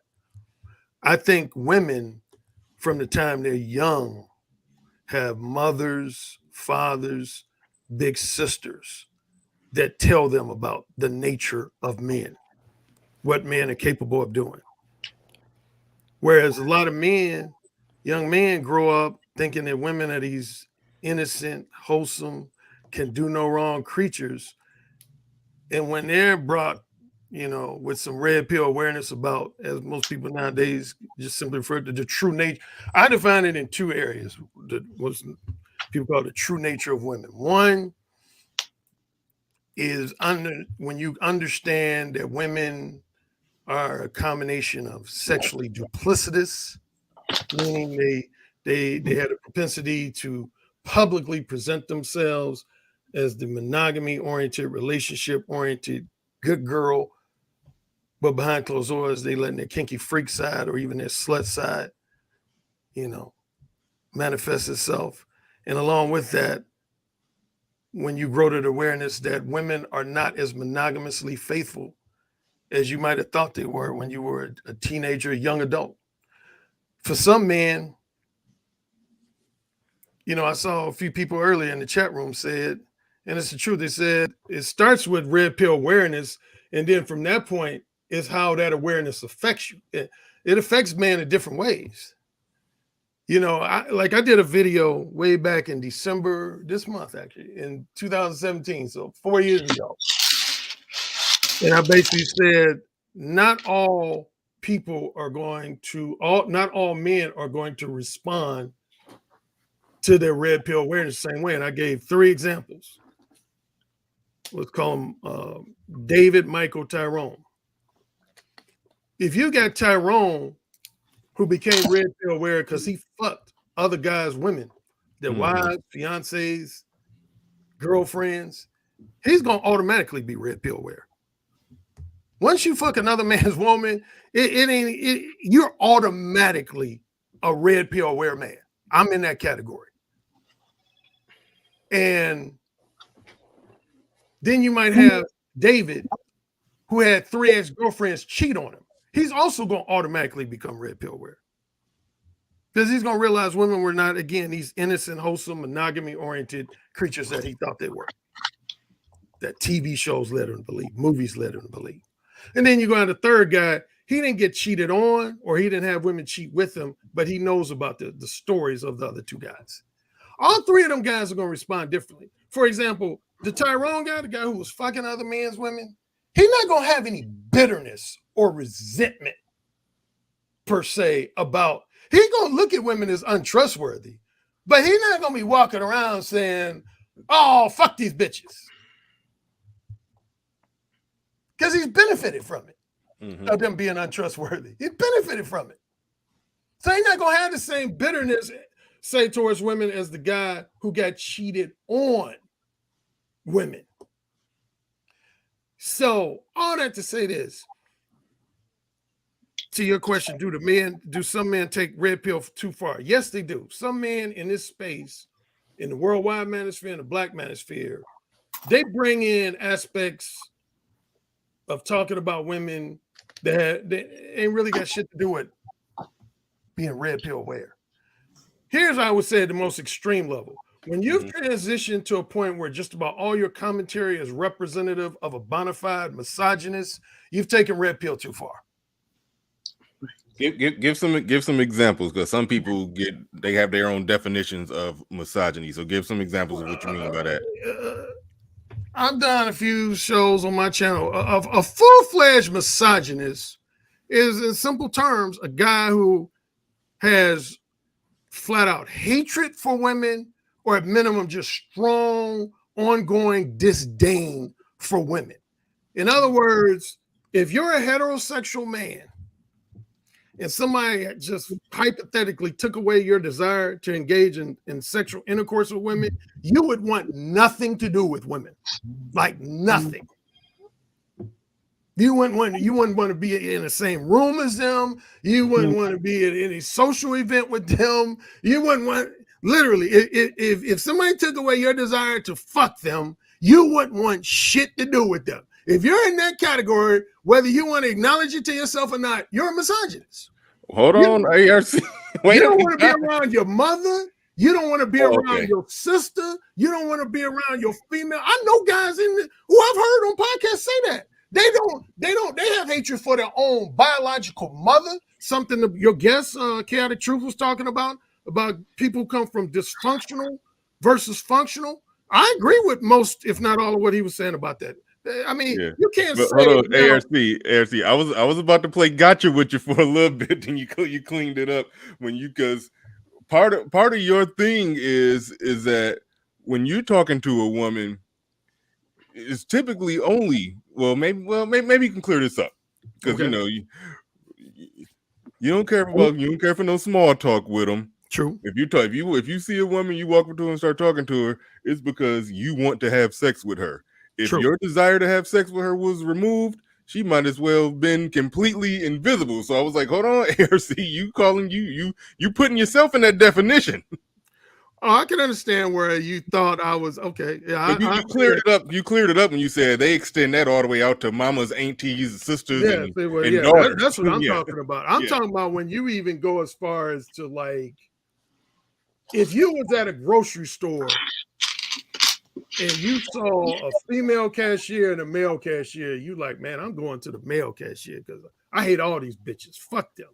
Oh yeah. And when you're going to those type of extremes, that means you're a misogynist, man. I mean, I don't have that type of hatred towards women. Never have.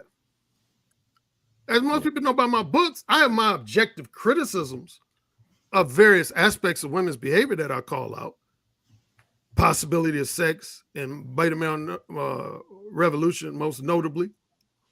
And on a side note, within a year after the possibility of sex came out, I had at least 8 or 9 bloggers rank that in their top 5, top 10 best red pill aware books that they ever read. At least one blogger ranked it number 1. He ranked it as the most red pill aware book ever published at the time. Looks like Chaotic Truth wants to say something. Yeah, make it briefly. I do want to keep it brief with other people. And salute to you, Noop. Oh, you fine? Oh, right. No, I'm actually a part of the greatest fraternity. I got information that you were a Noop, so. Oh, okay. Yeah, okay. I'm an alpha, by the way. Okay, so. All right. Respect the A5. Respect the A5. I agree with everything that you said, and I'm glad that you were listening to what I was saying and see my talking points. Because a lot of times I get a little bit far left field, extreme, chaotic. What you said about the cashier is really funny because I do that, and I do it for a specific reason. If there's a older woman, if there's a hot chick who's young, like 19, 20, 21, or if there's a man, more than likely I'm going to go to the older woman, and there's a reason why. I wanted to ask you this question: do you think that our environment is actually blue pilled, but but we are actually red pill, both men and women. But and I was going to ask you that, but the reason why I go to the older woman generally, or the man before I go to the young girl, is because we live in an environment now that even if you look at women right now are taught this whole Me Too movement, they're taught that they're victims so much that even if you look at a woman wrong or if you say something wrong to them, they take that the wrong way. And a lot of times it's best to just avoid that. And I feel like that's I mean, I know you're saying that's extreme, but I feel like that's a red pill awakening thing. Like maybe. Well, I'll say this. I don't want to get too long-winded because I know Bernard's trying to keep the show. But yeah, here's one reason why I wrote my book, The Beta Male Revolution. I don't know if you're familiar with my Mode 1 approach that Bernard was just alluding to. I believe in talking to women, just tell them straight up. Like if you're interested in casual sex, I believe in telling women straight up that you're trying to fuck. Fuck all that bullshit, fluff talk, small talk, chit chat. That's how I believe in getting to the point. Yeah, that's how I used to be. So related to your question, mainstream society is always going to continue to promote blue pill attitudes, right? Whether it be organized religion, for damn sure the entertainment industry. I'm talking like when I was pitching scripts in Hollywood, studio executives in their own way of saying it essentially said that. In a roundabout way, they would, some of the scripts I would pitch, they would be like, Alan, America ain't ready for this. Unless you're willing to finance this movie yourself, we're not gonna finance this movie because it's too red pill. They wouldn't exactly say those words, but essentially that's what they would say. They would say your script is too red pill, and that'll turn off female viewers. So as long as people want to make money off of women, as long as they want to promote marriage as the default, society is always going to promote the blue pill mindset. And where it comes into play with my Mode 1 approach is a lot of people in society believe every woman you talk to, you should treat like she's a respectable, monogamy-oriented, relationship-oriented good girl, and that any hint of casual sex is disrespectful and offensive. And what I say essentially in my book is that that's bullshit. We're in an age where women are fucking. Women are fucking from the time they fucking 11 years old. They fuck it. Not all of them, of course, but a good majority. They fuck it. Bernard, be careful. You don't get my wash my ears out tonight. My bad. They fuck it. At an I'm early gonna have age. to wash my ears out tonight. So anyway, I'll just wrap up by saying that I think a lot of guys again attach stuff to what it means to be red pill aware that shouldn't be. Like, for example, marriage. A lot of guys think being anti-marriage is synonymous with red pill. I vehemently disagree with that. Some guys believe being anti-long-term relationships in general is synonymous with being red pill. I vehemently disagree with that. Some guys go as far as say, if you red pill, you shouldn't want children. Get the GTFOH. So all these other things that come in, it is basic again. It's about understanding that women are not these innocent, wholesome, angelic, can do no wrong creatures. Once you simply realize that, and the nature that goes along with that, the fact that women are really manipulative, materialistic, sexually duplicitous, romantically unfaithful, you are red pill aware. What you do with that is on you. I turn the mic over. All right. Shout out to ARC. Do appreciate your perspective and always love when you come up, especially in these times. And this can just getting off COVID, and like you said, your voice isn't fully back. Definitely do appreciate that. I don't take it for granted. So thank you for coming on up and speaking on this topic. Charles Merchant in the building. He says, folks are purposefully conflating old marriage with modern day whoredom called marriage under a victim/abuser default relationship. Thank you for the super chat. Appreciate that. Black Wizard in the building. Black Wizard always drop gems whenever he send one of those $20 super chats. So do appreciate that. He says, marriage works when two people agree to work together and make their individual desires second to the idea of family.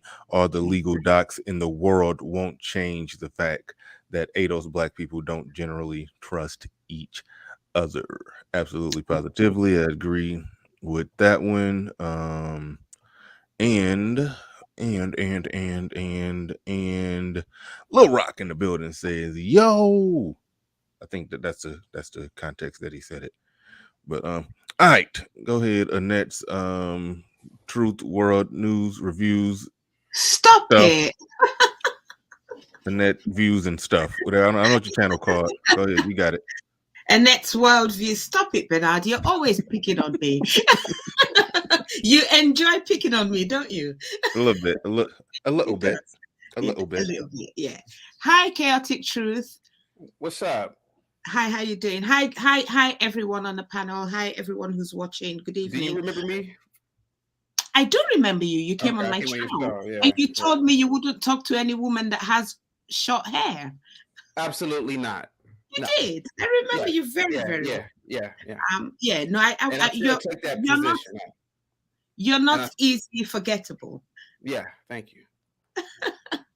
So, the first point I made when I did the super chat was that based on your logic of the fact that people from single parent families are going to have difficulties with relationships, does that apply to men and women? Yes. Of course it applies to both men and women, yeah. Okay. So on that premise then, somebody already made the point that we're going to have a whole lot of people in America who, under your premise, won't qualify for relationships just because they're coming from a place that's not so not well nourished emotionally for marriage. Okay. Mm-hmm. Now these men that are also going to Africa and all over the world to look for women, these supposed well-balanced women, are they coming from double parent families, or are you letting the men off who are coming from single parent families to go outside the country to marry women from double parent families? Well, you and I both already know the answer to that, particularly you being of Nigerian heritage. You already know it's shameful to be a single mom. And you already know that a man coming from any country, if he happens to even date a Nigerian woman, it'd be looked upon as bad if either he is from a single parent background, or generally if a man goes to Nigeria or any other country, it's preferable that he meets a woman from a nuclear background. So it's just... Yeah, I mean, I hate to be that harsh and upfront, but it's the truth, and you know it being a Nigerian, you know. Yeah. Yeah, but my point is, for those people who are not from nuclear families, I think you're being a bit harsh on both the women and the men. Well, you have to be. You have to be. You have to be, and you have to be because society. I mean, I hate to say this, but you know, we live in nature. This is nature. You know, our clothes and our cars and the buildings we live in, we try to pretend like we're not animals, but we are, and we function off of animal behavior. The fact of the matter is that we are a special type of animal, and we need certain things. We need both parents. We need certain structures. And the fact of the matter is that look at cultures and communities that follow these certain structures and look at the ones that don't. And that should be your answer right there. Look at societies that follow these structures and look at societies that don't. You know, it should be no. Listen, you say that you're discarding. You basically are saying that if men follow this pattern, they would be discarding most of the women in America. Well, hell, they're not married any damn way. So what does it even matter if you sit back and think about it? And a lot of the women would also be discounting the men in America. Absolutely. And the men aren't married in any way either. The fact of the matter is that the child support... Listen, my first job out of college, I think I told you this. My first job out of college, I hated it. I was a probation officer. This was like over a decade ago. I hated this job, but I saw so many black men in there.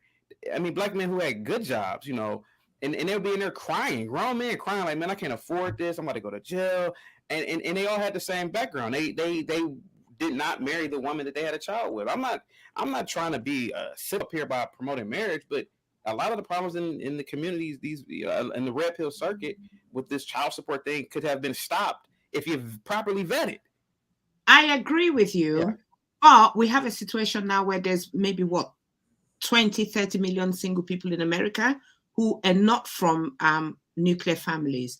Don't you think there are other options like what Kevin Samuels usually says, like therapy, premarital counseling, things like that would also be another solution before you even jump into the marriage? So I would like to put forward the argument that yes, you're correct. It's always better to marry somebody from a nuclear family, But I think that there is a big, I've never heard anybody talk about premarital counseling to actually see whether you're compatible at all with the person. Everybody's talking about sex and the F word, like the ARC before. But marriage, as somebody said already, is way beyond just sleeping with people.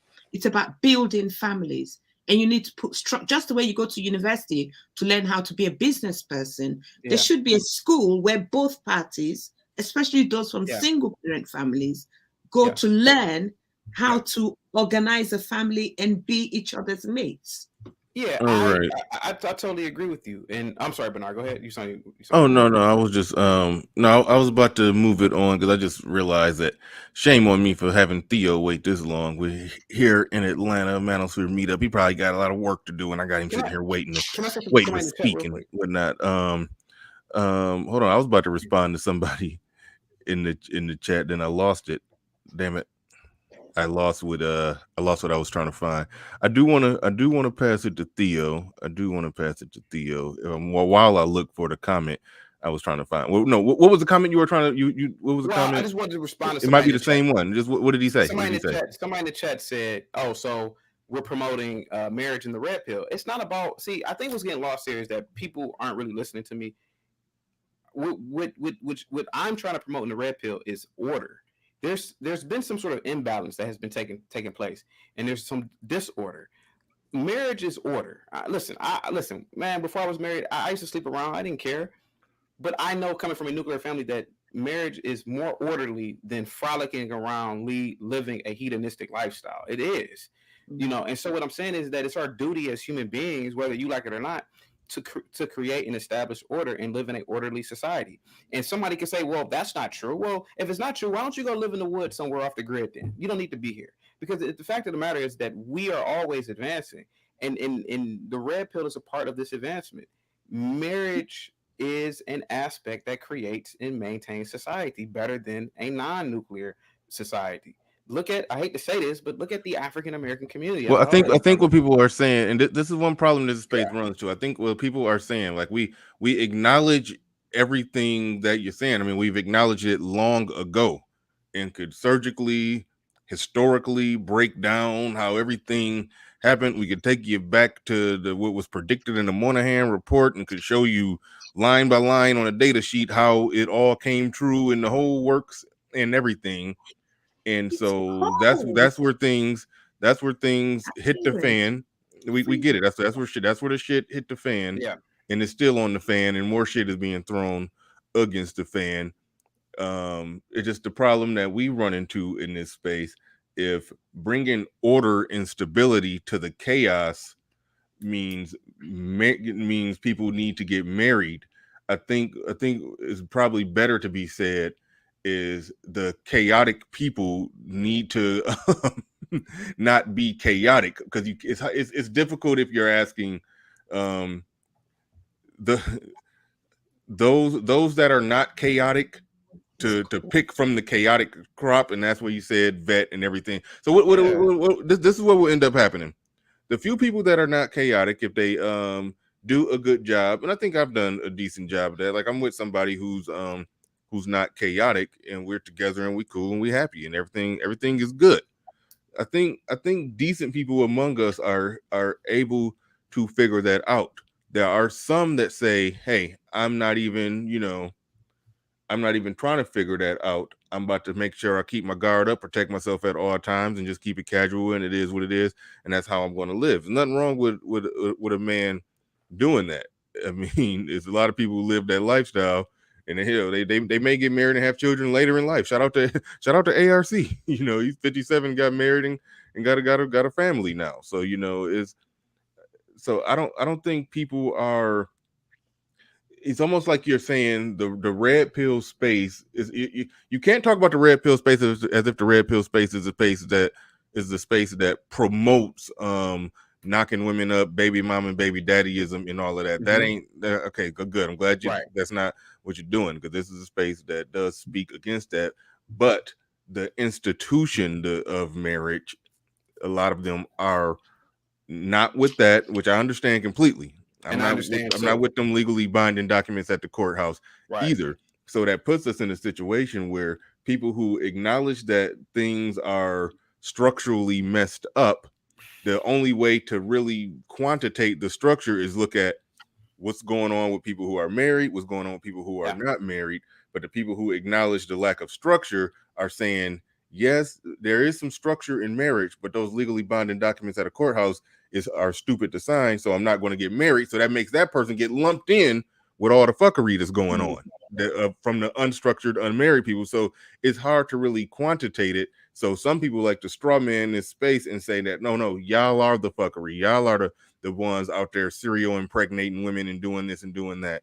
But I don't think that's the case, because this is a space that speaks firmly against that. But I do got to go to Theo real quick. Shout out to Snuggles. Somebody asked the question. I think Stoic one asked the question was Annette World Views, is that low-key Snuggles under an alias? I thought so too for a while, because there is a video of Snuggles actually talking, and I have to go look at him.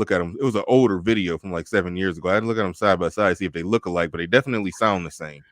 So I thought that was Snuggles under. That was Snuggles under an alias. Charles Merchant in the building. He says, how many families were completely ruined by a whoremonger seducing? See, I got the glare on the TV. I can't see. Seducing wives. Shout out to Charles Merchant and Theo. Sorry to keep you waiting, man. You got the floor. You got the mic. Theo not there. He taking care of business. Theo, are you there? I'm happy to say. I'm gonna pass it to Torrell Boxley. I'm getting a call from Little Big Nate. So go ahead, Torrell. Got it. Good morning. Can you hear me? Morning. Go ahead. Bernard, can you hear me, Bernard?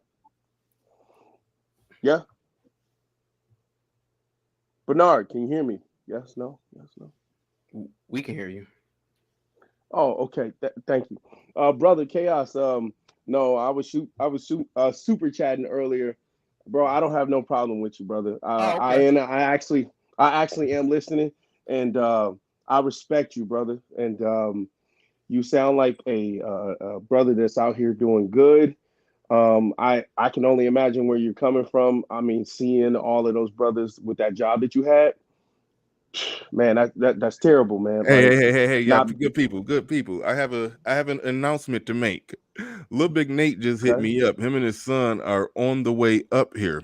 So I don't know how we're gonna figure this out, but Little Big Nate is about to be on the show live and in person. We about to see Little Big Nate's face for the first time. This is gonna be my first time seeing it and y'all's first time seeing it. So shout out and salute to Little Big Nate. He's on the way up. But go ahead, Terrell. Do you want me to drop off? No. I'm ready to go. Oh, well, bye. Okay, Snuggles. Okay, Snuggles. Don't be blowing kisses. We good. We don't need that. I'm just playing. Okay. All right. So Chaos. All right. See you. Chaos. See you later. The point that I was making, Chaos, was that it was like you was like, oh, this passport thing, right? Like like the way it was how you sounded. Oh, you know what I'm saying? Like when it's like you was like this passport thing, and yes, you are right. There are more Black people outside of America than in America. There's more Black people in Brazil. That's why when I went to Brazil, I stayed there for like a month, because I actually am looking for something real. You know what I'm saying? Mm-hmm. When I go to Colombia and I just got back, I was there for like a month. So because I am looking for something real. I mean, I can't deal with these hyenas here. I can't. Like, they just, I mean, and thank God you got a good one, right? And she good enough and she work with you. But all the other brothers on here, we know that if at any point she has a change of heart, you remember that show, right? If she has a change of heart, brother, you barbecue. I agree. And for that reason, I'm looking at it like Pablo do. Either you gonna find your older woman, because I'm gonna be turning 38. So I'm looking at a woman that's actually, I look for women that are done changing, that are like 27, 28, 20, early 30s. You know what I'm saying? Like, I hear you, bro. Listen, I'm Red Pill, I'm SYSBM, I'm all of that. I'm an educated brother. You know what I'm saying? all these acronyms that make sense. And I am a two-parent household person, just like you. But I tried it. Like, bro, 12 years with the same woman, one child. My daughter's 14. I feel for her. Wanna know why? Because most of these younger dudes ain't nothing. And I know the true nature of women, that more women are attracted to what? Pookies and Ray Rays. Yeah. And me being single, I had to learn to be like ARC. Mode 1, straightforward. It's messed up, bro. The game is rigged, bro. Like, marriage is rigged. Marriage is rigged. It's. Go ahead, Chaos. No, Go ahead. Answer. I cut you off. I'm sorry. Oh, no, brother. I mean, because I respect what you're saying, but when you look at the numbers, that's 70%. That's some reverse China type stuff. That's some reverse China stuff where there's a 30% deficit. There's 70% women to 100% men. There are a lot of Chinese men that are screwed, that have to go out into the world and find what? A woman to marry. You know what I'm saying? Like, if you know anything about the fact that they only wanted to have boys, and guess what? It came back to bite them in the butt. In America, we have all these, I don't need no man until I need a man. But at the whole time, while they say they don't need no man, Brittany Renner, they out here still fucking. They out here still fucking getting ran through. And then they complain, what? And now they want a good man. When it comes, brother, hey, thank you for this topic. I respect you. I have no problem with you. Thank you, Bernard. I support. And hey, Theo, it's good to see you, brother. You know what I'm saying? You know how we be over on IP. You know what I'm saying? We be over there. Hey, listen, travel bros all day, man. Listen, all day. Hey, Team Latino, Afro Latino. What are you? Sorry, Team Asia. Sorry, no. Oh yeah. Okay, no, but I'm gonna go to Brazil. I'll be there next week, so I'll allow the temptation to occur. Oh, come on, man. Stop it, man. Listen, I fell in love. Chaos. I'm gonna say this. I went to Brazil, bro, and I fell in love, man. I'm telling you. Like, this is 2015, man. Man, oh my God, with a black Brazilian. Whew. Some of the most beautiful women on the planet are in Brazil. Yeah. Man, brother, Chaos, I wanted to ask you, because I'm the brother that questioned you about the passports. Do you have a passport? Have you traveled? I do, and yes, I have traveled. There we go, brother. Hey, you all good in my book, man. Yeah, I have. Yeah. But yeah, you have some great talking points. And yeah, 70% of marriages in America do end in divorce. I don't quite know why, but I still tend to believe that it is the best institution. So yeah. For what? Well, again, I don't have the data in front of me, but I'm willing to bet. I'm willing to bet that a lot of divorces, a lot of those marriages, again, did the woman or the man come from a nuclear background? What was the expectation with each individual's parents? I mean, I don't know. So, but yeah, you are right. I can't argue with you with the statistics.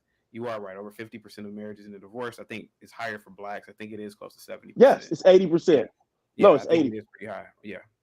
And I mean, as you know, what is it? The Godfather, Kevin Samuels explained, 1 in 4. So only 25% of black women are getting married. So is it safe to say that there might be a bigger problem at hand in America as to the reasoning why? Could hypergamy be a reason? Hypergamy or some other factors? It's a big reason. I believe it's a big reason, but another factor too that I just remembered, and I'm gonna get off and stop talking, Bernard, is power. I remember us talking about this back in 2021, and Kevin Samuels was talking about this. Kevin Samuels was talking about this in 2020 a lot. Black women have the power in relationships in America, in the community, right? Or the said community. because I don't feel that this is a community. We have black men over here and we have black women over there. And then you got Pookies and Ray Rays that are coming across the block late at night, impregnating most of these women. Because as we know, 54% of black men don't have kids. That's more than half. What then you got the 10% that like men or that roll that way. Then you have what the 15% that are in jail. Then you have the other 15% that have multiple baby mamas. You do the math. You do the math. That are the Tyrones and the Chads that have multiple women with multiple kids. That's 15%. That's blackdemographics.com. So the actual numbers are there. Black women have the power. They have Uncle Sam that is on their side. Man, come on, bro. All right. Clue in the building says, BR, why are you sitting in front of the sun? It's making you look black as tar. I kind of got to because I didn't bring a webcam or a real camera. So I'm kind of, I'm struggle streaming real bad. So I had to use the sun to make me, I'll just be pixelated if I wasn't using the sun. And I don't, so it is what it is. It is what it is. I tried to move it a little bit. Bernard, where are you? I'm in Atlanta. ATL. Are you at Theo's Yeah. We here. Like I just said, Little Big Nate about to knock on my door in a little bit. And he about to sit right here. You're about to actually see Little Big Nate. What? Man, that's crazy. Oh man. Listen, I just got back to America last Wednesday, man. So it's hard to leave. It's hard to leave Colombia. Like, I'm gonna tell you the truth, man. I'm gonna tell you the truth. Like, I was in Medellin, I was in Barranquilla, I was in Santa Marta, I was in Cartagena. Man, listen, I'm gonna tell y'all right now, I ain't never seen so much beauty in my life, man. I ain't never seen so much beauty in my life, man. It's ridiculous. Yeah. So like what I'm telling on the other channel, I've advised the guy to finally go down to Brazil, and this is the second time he's gone down. He's living with a girl right now, with basically his girlfriend. He's 31, she's 20. He finally took my advice with the career, got the certifications, got the bonus, and now he can work remote. So this is his first 4 months in Brazil. He has no desire to return to the United States, period. He's as far as he's concerned, if he could stay in Brazil for the rest of life, he will. And like again, it happens time and time again. If you got the flexible career, not everybody has it, but if you got the flexible career where you're making about $10,000 a month, you pay your taxes in the United States, you get like $6,000 a month residual after that. You could take that and use it in another country. Let's say you don't have to pay your rent in America. Then you're living like a king someplace else. You've got a wonderful woman. Most of these guys, like me, when I was in Japan, these guys do not want to return back to the United States. They're happy. They're gone. Mm-hmm. Free Zone, not Frozone, even though there's a picture of Frozone from The Incredibles, but Free Zone Lou in the building says, what about cohabitation agreements instead of marriage contract? Not too knowledgeable on the topic, but is that an alternative? It is, but very few people actually do it. I only know one person for sure who is actually doing that and doing it for real. He's actually somebody who hears Hassani Ali, Coach Ali on YouTube. He's actually here. I think he's one of the speakers at the Manosphere meetup. And number 16, it says, hey Bernard, where was the meetup after party? Which means was the meetup hasn't formally happened yet. People are just arriving. I made it in last night, so no, nothing has formally even happened yet. Like I said, I'm about to meet Lil Big Nate in person for the first time in probably a few minutes, for however long it take for him to make it on up here. Theo, I take it you and Nate already met in person, right? Yeah, I just met him downstairs, made sure everything went smooth. There's a gift at your door. You better get it before Nate gets it. That's a gift. Why didn't you tell me it was a gift at my door? I knocked on your door. Like, why not? I put on the live stream. Go look at your door. And didn't do it. I was going out getting lunch. Oh, you put that in the back chat, didn't you? Yeah. I said, go to your door. I knocked on it. I heard you talking. My bad. No, go. You go look at your. You can like your I'm gonna go do it. I'm gonna go do it right now and let y'all have it. Okay. Hold on, wait. No, I'm gonna pass it to SKC. Well, no, well, Wizard X. SKC, you got time? Because I forgot Wizard X was up here first. No, go ahead with Wizard X. He was here first. Yeah, I know you probably got something insightful to say on this topic. So go ahead, Wizard X. Then we're gonna pass it to SKC. Let me go see what's at my door. Thanks, Bernard. I just wanted to say ARC left, but while he was talking, a lot of what he was describing just sounded like black pilled. So if a man is like very pessimistic or very like anti-woman, that's you're reaching black pill territory. And when it comes to marriage, where you see some people in the space saying they're anti-marriage, that's fine. But in reality, when it comes to like wealth building and legacy building, marriage is probably the most logical route one should take. So sometimes I assume that with certain figures like that, they're not really thinking about that. They're not really they're not really thinking about that in that sense. Because if you look at, for example, the business class, much of them are married, and their wealth is transferred, by that way. So I just wanted to share that. I just want to share that. So, in terms of what you were describing earlier, with the dialogue is sometimes this is low budget. This is low budget. This is low budget. Yeah, the space is probably heard us. Also for women. People you was coming, the views went up. People trying to catch you live in person. No problem, man. Little Big Nate in the building. Salute, folks. Sorry, I'm interrupting you with it. I had to interrupt you. I told you we would cam up eventually. I told you that. Nice to meet you, Big Nate. Took the hat off, rocking the body. Oh, yes, sir. Rocking the body. People for the longest time said, I know he looks like Charles S. Dutton. Just from the way, I swear to God, niggas was telling me, dude, just based on your voice, I know you look like Charles S. Dutton. They were they wrong? I guess not. I don't know. I don't think my face is that full. But yeah, man. What's up, y'all? How y'all doing? Man, good to finally meet you. Did you find the gift at the floor? Was it there? In the background somehow? I don't know how. Yeah, this is really low budget. Really low budget. Yeah, I wasn't even planning on doing this. I just very impromptu decided. Yeah, I'm about to just hop on and just throw something together, throw some kind of show together. We'll chill for 10, 15, and yeah, no doubt about that. What are y'all talking about today? Well, the topic was the red pill. Some people take the red pill too far. That was a good general topic. Wizard X was saying something, so we're going to try to get us both in the shot. Good. The sun is killing me. I can't get in here, but anyway, you can't even see me. You can't even see me. But the sun was helping me. But then when the sun moved, then I got out of my own shot because the sun moved.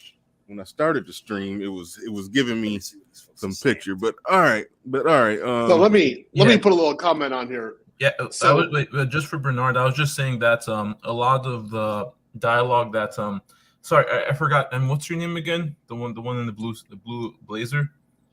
Chaotic Truth. Chaotic Truth. Yes. Chaotic Truth. Where a lot of people who proclaim they're a red pill and they display these anti-women messages, like everyone, every women are hoes, anti-marriage. A lot of them have practically reached black pill territory where they're very they're very broken. They come from they've practically given up in that sense. I just wanted to say that. Right on. The Mac the Trucker in the building said, "Little Big Nate, brother, I thought you was light skinned like the barge." I thought I was light skinned. Wow. No, ain't never sound light skinned the bottom. This is big little Nate. Yes, big little Nate right here. Got his fight coming up on the 18th. Y'all wish him the best, man. Right on. What weight class? SKC, I can't even hear. See, we sharing a speaker. I told you I got a low budget setup. My traveling setup is real low budget. She said I thought Little Big Nate was brown. I think he is brown. What you talking about? What you talking about?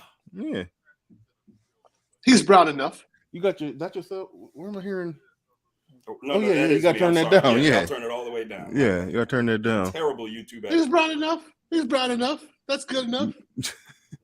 But all right, SKC, what you was about to say on this topic? A couple of things. I'll just say, first of all, salute to Theo. Yeah, Team Asia, man. Team Asia. And it's cool to see little Big Nate. I thought he was a white man, but I've been told that several times. But I've been told that several times. Man, Chaos Truth, man. Yeah, I agree with the majority of what you say concerning this topic. I mean, to me, I look at the community as like Mount Vesuvius. You're gonna have some that are gonna play the role of Pliny the Elder that want to go back and forth and try to save as many people as possible, and you're gonna have others that are like Pliny the Younger, who are just gonna observe.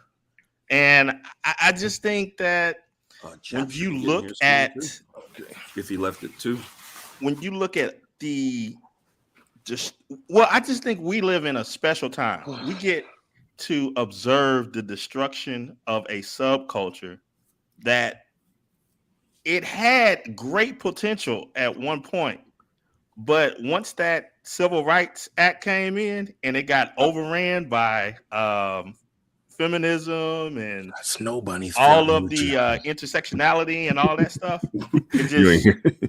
it just all went to heck. So I really think that what we're seeing here is the creation of a permanent underclass. And I don't know. I just wanted to get your thoughts on that. What do you think? To be completely honest with you, I'm a staunch proponent of Civilization 1. Are you familiar with that? Yeah. I'm going to answer your question. I don't think that there is any societal collapse. I don't think that there's anything like that going on. I think the things that permeate within the Black community or any other community in terms of single motherhood, single fatherhood, or, mass incarceration, etc., or depopulation, I think it's a part of like a reset. And I think that certain people are not going to make it to this new civilization. So I think that, like, for example, this whole thing with women in America, and I mean all women, generally acting like whores, and you see lower birth rates now in Western countries. I think that whatever globally is happening, all the way agenda, I think they're trying to get rid of a lot of people, and I think okay, I think that may have helped. Yeah, it did. Doing a great job at lighting is such a serious issue. So what I'm saying is that maybe there is a reason why there's so much broken homes, etc. Maybe there's a reset. Maybe there's a reason why other groups of people are coming over here excelling. Maybe there is some sort of great replacement that's going to take over. And so, with men, what other groups? Are you referring to, Blacks from other countries, or are you referring to other immigrants? Of course, Nigerians are absolutely the most dominant in terms of the African diaspora. Maybe it's a good thing that Nigerians are coming over here kicking ass at almost every facet of life. Maybe they will be the new African American in 100 years. Or 50 I mean, probably, like, when you think about it, America's one of the few countries that you can practically, become a billionaire or even millionaire without so much pressure from the government. Yeah. So a lot of these Nigerians and other Blacks, their purpose is to build themselves up, establish some sort of footing within the United States, then somehow find some sort of business opportunity within their country and further contribute to that, as you see with Nigeria and their growth so far. So right. So could it? All right. Yeah. Let me stop. I want to throw a question to Little Big Nate while we got him. I didn't mean to interrupt the flow of the conversation. We got a Little Big Nate in here. Cannon Wild says MOT downstairs. You better, I'll be happy to introduce him to my son. Yeah. But what areas would you say? What areas do you think the red pill thought goes too far? What areas do you think? What we have to consider is this: you know, most of us have been raised by our mother. You know, we don't know how to, we don't know how to deal with coming to terms with things. You know, emotionalism, you know, is a big problem when talking about Black men. Again, a lot of times we learn that from our mothers. We watch them, you know, in their dysfunctional emotional state. Very seldom do we have an opportunity to see how a rational, you know, dignified man handles things. And when you come to terms with how many lies you've been told and how you've been manipulated and taken advantage of, and you kind of come to terms with, you know, how so many of these women, you know, you promote the idea that they're all special, they're all perfect, when there's really not that many of them out there like that, you know. Reconciling that in your mind can be difficult. So I think the most dangerous part is the red pill rage part. There are guys that have been red pill for 5-6 years and are still, you know, raging, you know, and you got to come out of that and, you know, get to a point in life where you see the good in things too. You know, there's a danger with red pill just keeping you stagnant in a negative frame of mind. I've seen that with in some instances in this space. You know, there's a lot of good out there. There really is. There's a lot of wonderful things in life, and constantly harping on the bad, you'll not be able to take advantage of it. You know, so. Yeah, right on. What y'all think on what Little Big Nate just said? What y'all got? Oh, I had one question for Little Big Nate in terms of Yes, that. sir. So wouldn't you think some aspects of red pill rage, like once you start thinking about, you know, deletion or like, you know, like women are the scum, wouldn't you just think that would just be black pill territory rather than red pill territory? I mean, when you embrace nihilism and some type of dystopic future where there are no women, and you know, that's why I hesitate when I hear guys saying, you know, they're all 304s. You know, that's a dangerous ideology, man. It just is. In my personal opinion, anytime you say all of anything, you've lost your argument. How comfortable are we when we hear all, you know, no black men are good fathers, all black men are terrible fathers, no black men are responsible, all police are racist? These are adolescent arguments. They're not nuanced, you know. So I tend to steer clear of anybody saying all of anyone is anything. You know, we just got to steer clear of that. We're here because we're here in Atlanta because we as men, you know, the 70, 80 men that are coming, we believe we can have whatever future we decide to bring into reality. You know, if there are men that want marriage, you have to create the kind of women that are marriageable. I honestly don't know if that's a real word, but I don't know.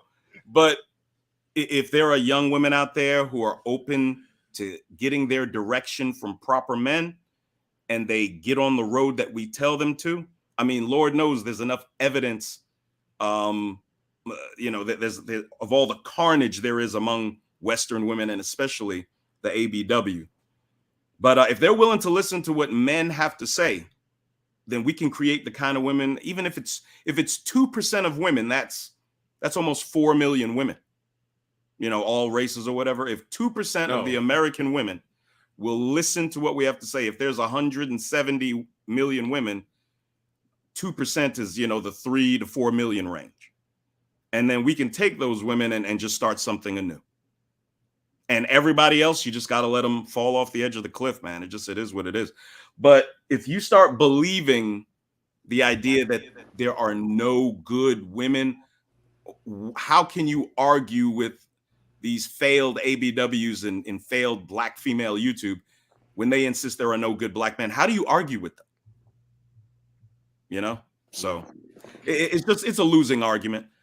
My argument is, you know, I want fewer ruined black women, and the ones that are and I am only giving consideration to the ones that are going to listen to us. Because, you know, I did a stream not too long ago why American black women should almost never listened to American black women. And the only one that should be instructing these women on how to move in life are us and the women we co-sign. That's it. Mm-hmm. I listened to your stream. I was in the clouds. A certain ABW just lost your cosign based off. You went in. Dope. Yeah. All them dope ladies out there. Oh my god! I thought I was kind of tough on her. Dude, I didn't insult her personally. I don't think. I just tore apart her ridiculous. Why y'all gonna see me lose my shit? Honestly, why are we? What's our addiction to sloganeering? Why can't she tell the ABW, I need you to be physically fit, feminine, cooperative, convivial, and submissive? That's what I need you to be. I don't need you to be dope. What, son, do you want to, have we ever talked about how you want a dope black woman? Okay, good. Bernard, do you have conversations? Are you on, I know you have a lady friend, but when you didn't have her, were you on search for a dope black woman? Nah, I don't even know. No, I don't even know what you're talking about. I don't even know what the hell that is. I know what the fuck you're talking about. I don't know what the hell that is. Bernard, can I point out something? Jetty says, salute the black manosphere. Absolutely. Thank you for the super chat. Appreciate that. Bernard, can I point out something? Wait, hold on, real quick. Sir Tice in the building says, whoa, Lil Big Nate equals ROC. Oh, sheet. LOL. I'm seeing this now. Yes, you are. Yes, you are. You are seeing this live. Salute, Tice. Wait, is Tice here? I don't know if Sir Tice. Answer in the chat if you're here or not. We don't know if you're here. Have you seen Obsidian yet? No, Obsidian is in his room. His fortress up on the top floor. Yeah, he's up there with Theo, man. Yeah, he's plotting how to take over the world or something. You got to give blood to get on his floor. Yeah. You got to give blood to get on his floor. Absolutely. Who was trying to jump in and say something? Me. I was trying to say that. Go ahead. And salute to your guest, but I just want to say he pretty much said the same things that I was saying. Yeah, he said it the right way. See, they can receive it from him. They didn't like how you were saying it, so Okay. How else should I say it, Bernard? Can't say. I don't know what you do. You're not taking. So you got to earn your stripes to be taken serious. That's what it is. Yeah, that's what it is. Point that out. He said the same thing that I was saying. I was gonna go to homeboy with the V hat, but he on his phone. I'm here. Okay, you there? Sorry about that. Wait, shout out to Uneducated Lames. He says on general purpose. Go ahead, brother. I can't see your name. LaSalle. Let me just put people's names on the thing at the bottom. But LaSalle Reactions in the building. Sounds like you got a channel. Yeah, I do. Fairly new. Not here to promote it. I just want to join the conversation because I think I know, but that's smart when you put reactions in your name. Yeah. It's sort of like a subtle promote, though.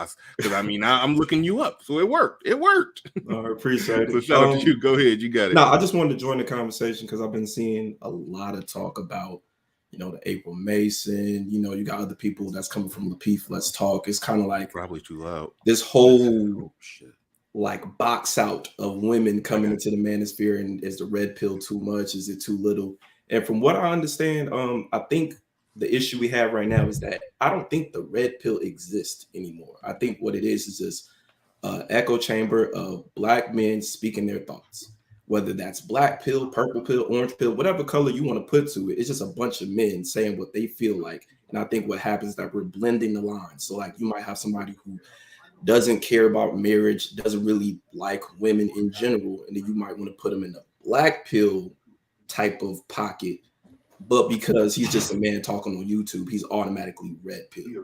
And I think the lines have crossed, and I think now that Kevin Samuels has basically made this an economy, that it's just going to get more confusing because more people are going to come here to, whether it's to get money, notoriety, clout, whatever the case may be. This is going to get more and more confusing.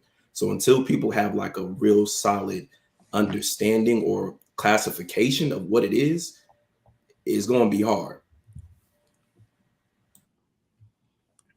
Yeah, I missed what he said. If anybody want to respond to it, or I was up walking around.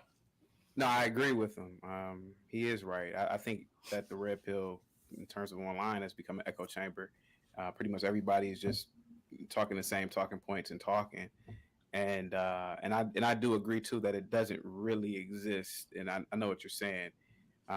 There's nothing. If I'm not mistaken, you're trying to say that there's nothing tangible about the red pill in practical application, right? Or in real world. Yeah. Okay. It's too mixy. You know what I'm saying? Just because you play basketball. Wait, you said hold on. You said there's nothing tangible about the red pill in real world application. Black pilled. That is sounds black pilled.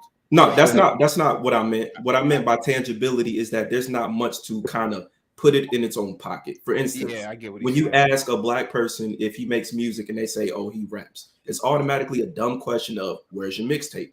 But if a white person plays a guitar, they don't ask, "Oh, when's your next concert? When's your next rock concert?" They can just make music and it be isolated and not be them be a rock star. All of a sudden, when black men are having a conversation about their experiences, they're automatically red pill. And that's what I'm saying. Okay. I see what you're saying. There's a lot of people that get lumped in or called red pill or called part of the manosphere just because they're a man that's talking about stuff. Well, that does happen. Go ahead. One should have to declare that. I mean, you don't want to make assumptions, but if a man should declare, this ideology of mine finds its root in the red pill or in manosphere doctrine, you would just have to ask him. Well, what I'm seeing more of nowadays is people don't want the title, but they want the talking points and the perspectives, and they're growing their channels off of it. They don't want the notoriety of the red pill. They want the benefit. They don't want to be attached to the stench of it. Gotcha. That's what's all going the on controversy that surrounds it. Yeah. And that's why Kevin Samuels, it's a beautiful thing, but it's also a curse because, like I said, he created an economy. So now you have people that can say, hey, I'm going to come here. I'm going to make money, whether I'm repeating what everybody else said. If I could do it quicker, better, with better quality, then I can make a name for myself and I can make some bread out of it. Whether they agree with it, whether they really understand it, it doesn't matter. It's an economy now. Mm-hmm. And what figures are you referring to when it comes to that particular aspect? Who are just entering this space and just making money off of the talking points? Well, you asked me to Yes, I'm asking the guy with the hat on. So for me, just seeing the growth of channel and seeing how quick it is and seeing how everybody essentially at the end of the day is repeating each other. I mean, nobody's really saying anything crazy new unless they have like a tagline or unless they have a certain way of presenting their content, which is completely different, which is why we might have a big issue with the women who step in, because a lot of them are just repeating what other people are saying, as opposed to maybe a Crimson Cure where she has her own tagline, she has her own information. Like there's certain people that are very meticulous on what they do, and you can tell that they develop their craft. You know what I'm saying? It's the difference between a person who plays basketball because they want to be famous and a person who plays basketball because they really love the sport. They really watch film. Like they really are adjusted to what they're doing. So that's how I'll draw the comparison and draw the difference. I might be off, but that's just how I'm seeing it. Okay, so overall, like in terms of Black Manosphere, I think Kevin Samuels is one of the most prominent ones. In terms of the overall Manosphere, it's Fresh and Fit. So I think these two voices draw differences. For example, Fresh and Fit, they talk more about they talk about a lot of things: fitness, cryptocurrencies, women, all as well. But with Kevin Samuels, he talks about marriage, Black women, how to build yourself up as a man, the differences between high value and low value. So I think it's quite diverse. And in terms of, whoever, the free market's going to decide who's going to, who's the most prominent or who's the most, adequate to speak on behalf of, such topics. So this is why you see, for example, Kevin Samuels and O'Shea Duke Jackson are one of the two prominent voices within the Black Manosphere. Then you see Fresh and Fit, one of the most prominent voices within just the Manosphere in general. And they both talk about, these figures talk about different things. So it's very diverse. So when you're referring to like people just taking talking points, if they don't really speak about anything that kind of separates themselves from other people, eventually they're going to fall out because, again, the free market decides who's going to be the most prominent voice or prominent, speaker of the Manosphere and the Black Manosphere. And I don't have an issue with it being that vast. I just think when we have these conversations, when we say, is the red pill going too far? Are people doing too much? Or is people just really out their mind? You got to really look and say, hey, do they even understand what they're saying? Are they even really a part of the greater group? Or do they just have the most number and the most following, and they're just the loudest voices, even though they might be wrong? And well, the people that's been here, the people that's been here for a while, or I'll say it like this: the new people that are just hopping in, they're giving them, I would say, probably a more moderate version of it altogether. So yeah, I don't know if that part is the problem. I think it's the people that have been here the longest that are given probably the more extreme version of it.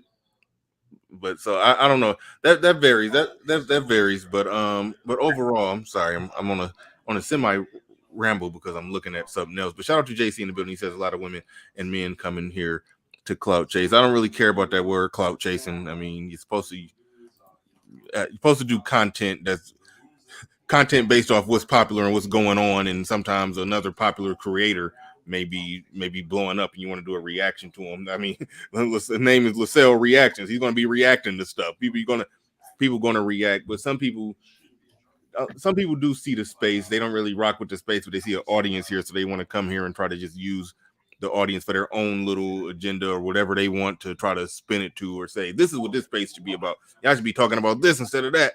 I don't like when people do that. If you come to an algorithm built on a certain thing, then you should definitely understand that that's what that algorithm was built on. If you want to talk about something else, build your own audience in a different algorithm or your own. But that's where I'm at with that. But we got Pablo. I wanted to say one more thing. Hold on, real quick. No, I do want to go to Pablo. He came up a minute ago, so I want to let him get out what he wanted to get into. He said, and Jay, shout out to JC. He says this isn't an echo chamber, bro. I don't know who exactly he responded to, but I don't think nobody was arguing for an echo chamber, or either that or I missed something. But go ahead, Pablo. Is Nate still there with you? Yeah, he had to take a call. He had to take a call from Jap. Jap will be touching down about 4 o'clock. Could y'all hear him? Oh, yes. I just want to say this. Can we get a round of applause for Lil Big Nate and Theo for doing this Black Manosphere meetup? I am really excited to meet you guys in person. Mm-hmm. I live here in Atlanta, and I will be down there tonight. I got some things going on. Got some contractors I'm dealing with, remodeling my mother's basement so I can make money off it. It's going to be Airbnb, so I'm doing my thing with that. So I should be down there to meet you guys about 8 o'clock for dinner. I think we got something planned like that. So, man, let's give a round of applause to Theo and Lil Big Nate. So many times people say, particularly about men in the manosphere, oh, well, you guys... My boy won't even clap. Goddamn. You guys don't build nothing. You guys, you don't do anything but complain and this and that. And, these guys put it to the test. And they proved them wrong. That is absolutely not the mindset of the real men that want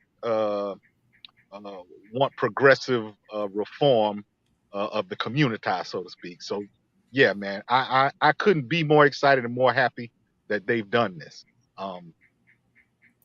And I attack anybody whenever it comes up. This whole y'all don't build nothing. I get livid. It's the only thing that gets me really upset in the manosphere is when people come on talking that stuff. That's when I get a little out of pocket. Right on. But no, good. Definitely good points right there. I'm probably about to wrap this up in a little bit. Chaotic Truth, I do want to thank you for being the unwanted. I wanted you here, but a lot of the audience ain't want you. You was the unwanted guest today. The unwanted guest. I may bring them back to piss y'all off a little more. But well, I want to say something real quick to piss people off too. But you about to take us home with your last words. Well, absolutely, guys. Thank you for having me over here, Bernard, and also thank you for the panel. Salute to the panel, and also salute to the chat, guys. I'm the Chaotic Truth, and I don't believe necessarily everything that I say. I just offer questions and ideas and thoughts. because the only things that are absolutes in the universe are mathematics. Other than that, everything is just conjecture and thought, for the most part. The red pill is just a philosophical aspect of our existence. It's just philosophy.